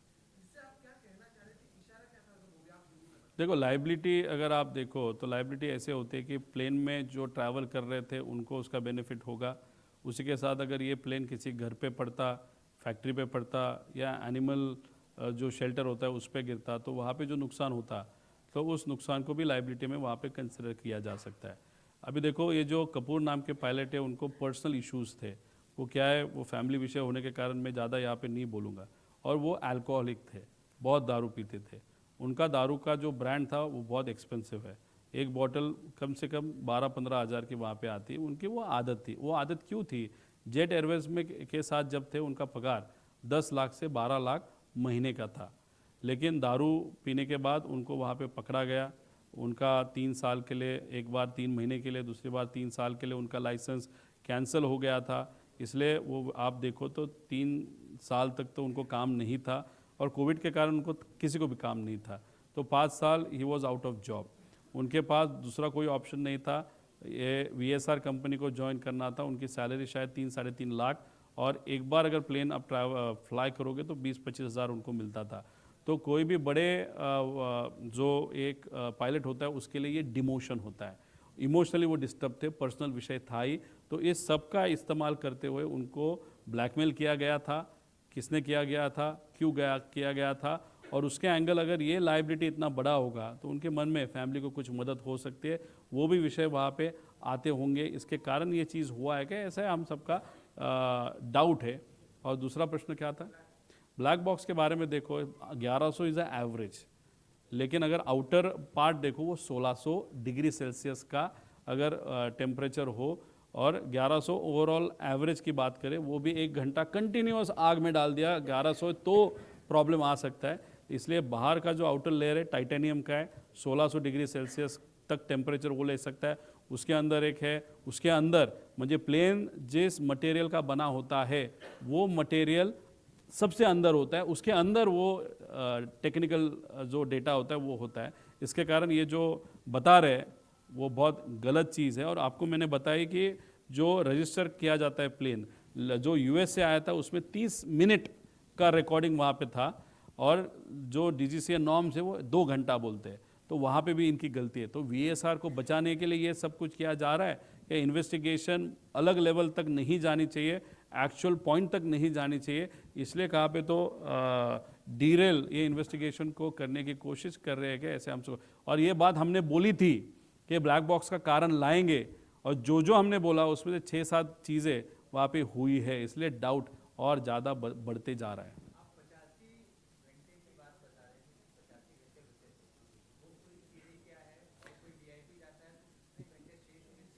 देखो, हेलीकॉप्टर जब उड़ाया जाता है तो करीबन 2000 से 2500 आवर्स, डिपेंडिंग एयरबस का है कि बेल का है।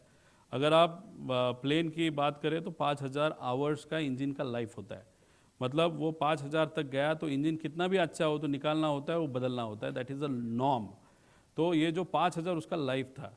दादा का एक्सीडेंट जब हुआ, आज अगर उसका लाइफ देखो तो 4915 है, मतलब 85 आवर्स सिर्फ बाकी है।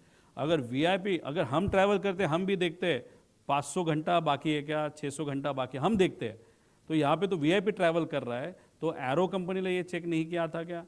VSR ने ये चेक नहीं किया था? जो शर्मा और दूसरा जो दड़वी करके अधिकारी है उसने नहीं किया था? डायरेक्टर जो महाराष्ट्र के एविएशन के, उन्होंने वो नहीं चेक किया था? क्योंकि ये सब वहाँ पे चैट पे, कोई भी वहाँ पे चेक नहीं किया। और दादा को जो प्लेन दिया पेपर पे वो 85 आवर्स सिर्फ बाकी थे, लेकिन अगर हनीवेल के साथ अगर बात करो और उन्होंने जेन्युइन इन्फॉर्मेशन दिया तो ये प्लेन एक इंजन 8-8 हज़ार घंटे तक वहाँ पे गया था। मतलब उसका लाइफ 5000 है, उसका 5000 लाइफ क्रॉस करके 8000 तक वो गया होगा। मतलब उस इंजन में अभी कुछ भी बाकी नहीं होगा, ऐसी आज की परिस्थिति है। और उसमें VIP, वो भी दादा के लेवल का VIP ट्रैवल करता है, तो ये बहुत डेंजरस चीज़ है। इसीलिए हम बोल रहे हैं कि VSR को बंद किया जाए, सब प्लेन्स नीचे आप उतारो।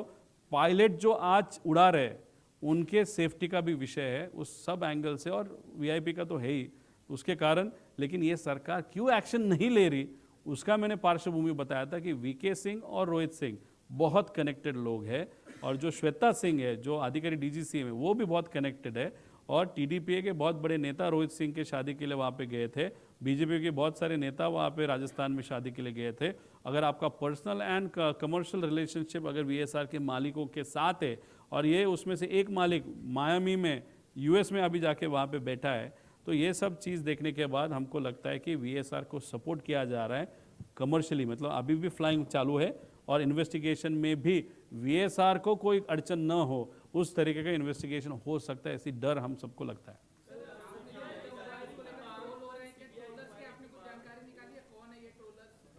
अरे ये ठक्कर नाम का है, क्या नाम उसका, सुमित ठक्कर नाम का एक ट्रोलर है, वो ऑफिशियली BJP का ट्रोलर है। उसके पास अगर आप देखो तो मेरा आधार कार्ड उसने ट्वीट किया है। अभी हम इन्फॉर्मेशन किस तरीके से निकाल रहे हैं, उसके लिए क्या कष्ट लेना पड़ता है वो हमको मालूम है। मेरे आधार कार्ड और मेरे साथ जो VIP क्रिकेटर थे उनका भी आधार कार्ड ओपनली पब्लिकली ठक्कर वहाँ पे पब्लिश करता है, तो एयरपोर्ट अथॉरिटी ने उसने वो इन्फॉर्मेशन दी क्या, या सरकार में से किसी ने उसको इन्फॉर्मेशन दी क्या, और वो जानबूझ के कहाँ पे हमने बीजेपी पे बात की है? अगर बीजेपी पे या कोई भी राजकीय पॉलिटिकल नेता पे अगर हम बात नहीं कर रहे, पॉलिटिकल एंगल इसको नहीं दे रहे, तो पॉलिटिकल ट्रोलर मेरे को क्यों ट्रोल कर रहे हैं? और ये ठक्कर ही जो व्यक्ति है, 2 दिन पहले उसने एक ट्वीट किया था, वो ट्वीट 2-3 जन के पास है, वो हमको देने वाले अभी तक उन्होंने नहीं दी। उसमें उसने लिखा था कि 2 दिन में महाराष्ट्र में बहुत बड़ा भूकंप होने वाला है, पॉलिटिकल भूकंप होने वाला है, लेकिन 7-7.5 मिनट में ही वो ट्वीट उसने डिलीट की। तो ये ठक्कर कौन है? ये बीजेपी का कार्यकर्ता है, तो वो खुद के लेवल पे वो ट्रोल हमको कर रहा है, या उसकी ट्रोल आर्मी जानबूझ के हम जो विषय मान रहे उसके अगेंस्ट वो ट्रोलिंग वहाँ पे कर रहा है? तो उसको किसी ने बताया है या खुद कर रहा है? ऐसा प्रश्न निर्माण होता है। और बीजेपी और किसी भी नेता के ऊपर न बोलते हुए भी अगर बीजेपी की ट्रोल आर्मी हमको ट्रोल कर रही है, तो फिर हम अभी बीजेपी पे भी शंका ले क्या? ऐसा प्रश्न हमको अभी पड़ रहा है।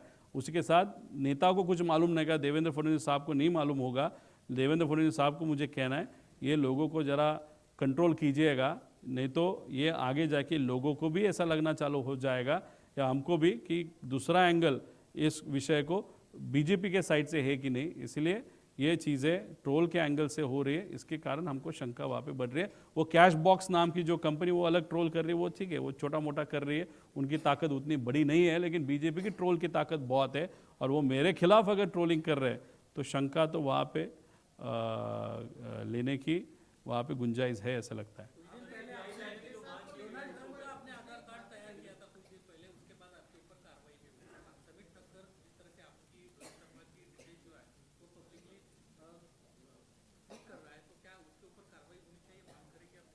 देखो, मैंने वहाँ पे बता के किया था कि ये चीज़ होती है, और मैं करके दिखाता हूँ कि ये डेमोक्रेसी के लिए बहुत घातक है।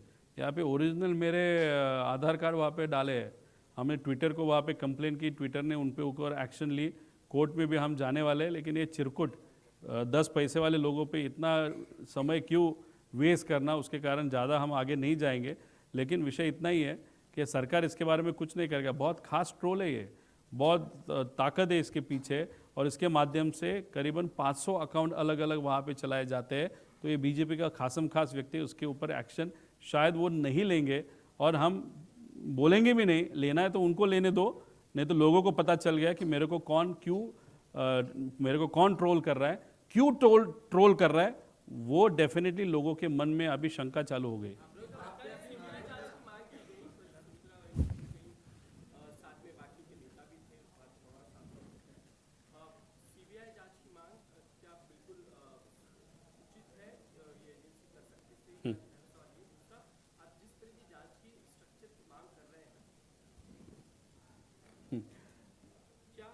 देखो, ये जो ट्रोल है उसकी हिम्मत देखो, उसने अभी ट्वीट किया है, उसको मुझे बताता हूँ, तू ठक्कर है क्या, कौन है, कहाँ से, वो नहीं मालूम।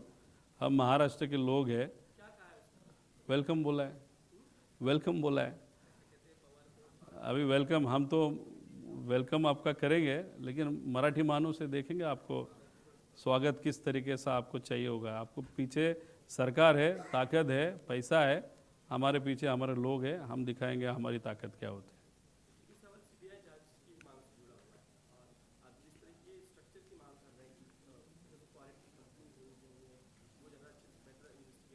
सीआईडी इज़ अ सीआईडी जब भी ये सीआईडी ये महाराष्ट्र की एजेंसी है, उनको काम क्यों दिया गया है, बिकॉज उसको एक क्रिमिनल एंगल है, इसलिए सीआईडी का नाम आगे आया था।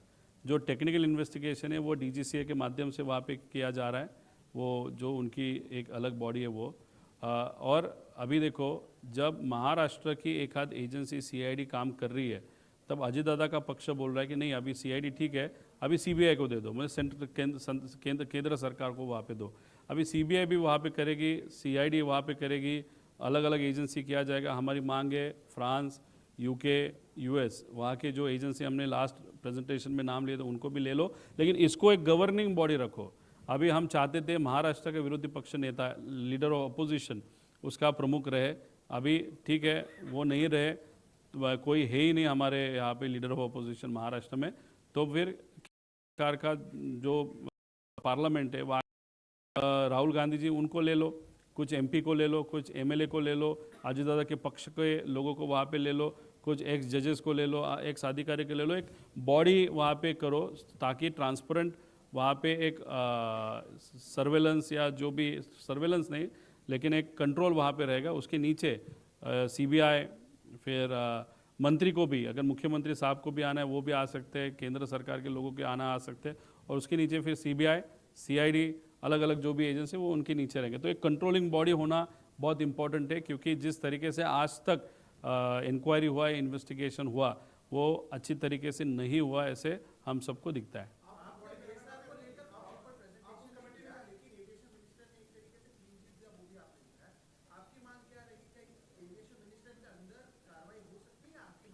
देखो, मैंने बोला रोहित सिंह जो मालिक है वीएसआर का, उसके शादी में टीडीपी उनका जो पक्ष है, मतलब ये जो मिनिस्टर है एविएशन आज के, उनके पक्ष से बहुत प्रमुख नेता रोहित सिंह मुझे वीएसआर के मालिक के शादी में राजस्थान में गए थे, ऐसे हमको पता चला है।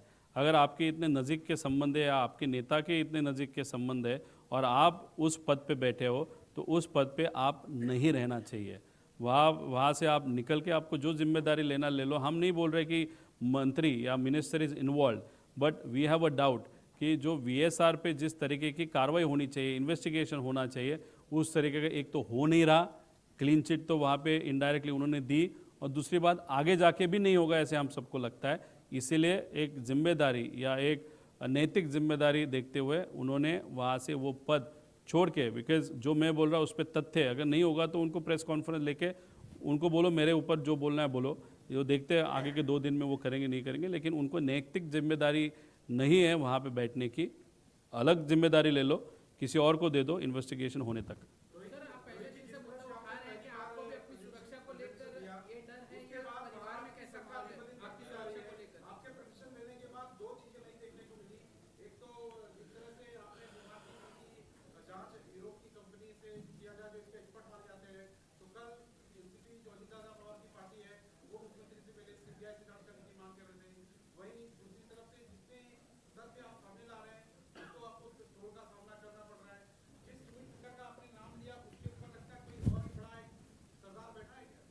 सरदार के माध्यम से ही वो काम करता है। वो सरदार कौन, ये तो मुझे नहीं मालूम, वो देखने की वहाँ पे ज़रूरत है। और उतना जो घमंड है उसका, तो उसके माध्यम से ये तो पता चल रहा है कि उनका सरकार है, उसके कारण वो घमंड है। लेकिन उनके नेता जो है महाराष्ट्र के, उनको मैं विनती करता हूँ कि इस विषय को कोई राजनीतिक अगर डायरेक्शन देने की कोशिश कर रहा है या जानबूझ के इस इन्वेस्टिगेशन को सेंटिमेंटल वाइज, ट्रोलिंग वाइज अगर वो गलत तरीके पे ले रहा है, तो आपकी भी वो जिम्मेदारी थी, क्योंकि अजीत दादा जैसे मेरे अंकल थे वैसे आपके दोस्त भी थे।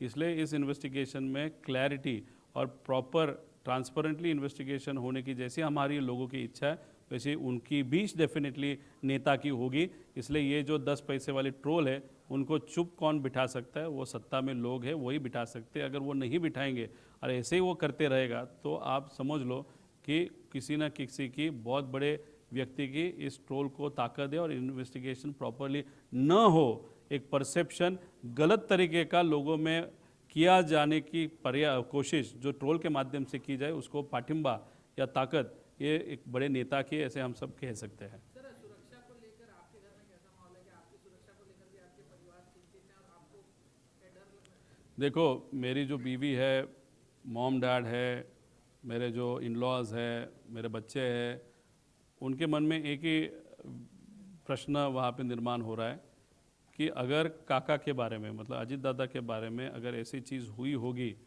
तो जिसने की होगी बहुत बड़ी ताकत हो सकती है, और उस बड़ी ताकत के खिलाफ तू बोलते जा रहा है, तो हमको रिस्क लग रही है। मुझे भी मालूम है इसमें रिस्क है, लेकिन अगर कितनी भी रिस्क होगी तो किसी न किसी तो लड़ना पड़ेगा, वो हम लड़ रहे हैं। इसलिए फैमिली को थोड़ा सा इमोशनली वो डिस्टर्ब्ड है।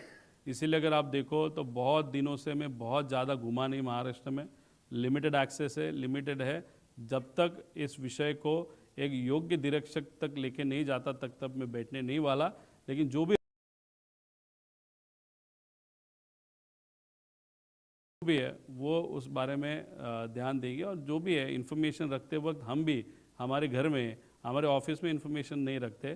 कैसे ऐसे जगह पे इन्फॉर्मेशन वो होती है, जो इन्फॉर्मेशन कहाँ पे रखी है ये मेरे पास वाले लोगों को भी पता नहीं होता।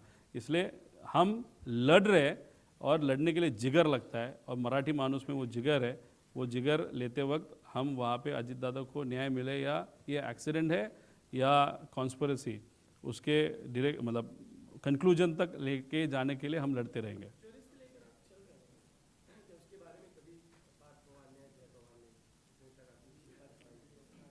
देखो 13 दिन जब तक हम साथ में थे तब चर्चा होती थी, पार्थ और जय के साथ चर्चा होती थी। उनके मन में भी जिस तरीके से बातचीत हमारी हुई उससे पता चलता है कि उनके मन में भी डाउट है, काकी के मन में डाउट है, लेकिन वो बहुत ही इमोशनली डिस्टर्ब थी शुरुआत में। अभी 13 दिन के बाद मेरा एक भी बात न फ़ोन पे न व्यक्तिगत लेवल पे वहाँ पे उनके साथ हुई। ये प्रेजेंटेशन जो भी है, मेरे दोस्त, मेरे पहचान के लोग, जो शुभचिंतक है और हम सब ने मिलकर ये प्रेजेंटेशन वहाँ पे कर रहे हैं। इसलिए इसके लिए कोई भी सत्ता में से कोई भी हमको मदद कर रहा है ऐसे नहीं, लेकिन हमारे लेवल पे जो भी हम कर रहे हैं वो सिर्फ दादा के प्यार में, रिस्पेक्ट में, क्योंकि वो बड़े नेता थे और हमारे रिलेटिव थे, उस एंगल से हम ये सिर्फ चीज़ें कर रहे हैं।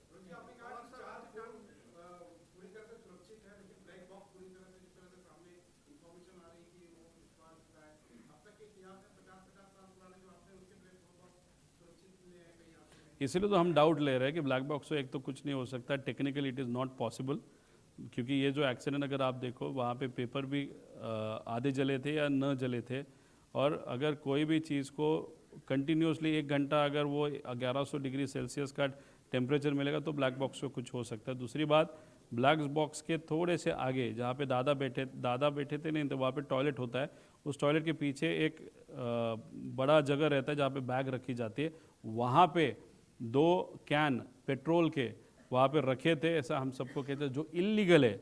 और वो पेट्रोल के कैन जो इल्लीगली रखे होंगे तो उन्होंने बॉम्ब की तरह एक्ट किया, और वो पहले ब्लास्ट हुए और उसके बाद फिर वो विंग में जो पेट्रोल था वो वहाँ पे ब्लास्ट हुआ। इसलिए इस सब विषय में हमको शंका लगती है, और जिस तरीके से इन्वेस्टिगेशन हो रहा है उस पर भी हम शंका तो ले ही रहे हैं।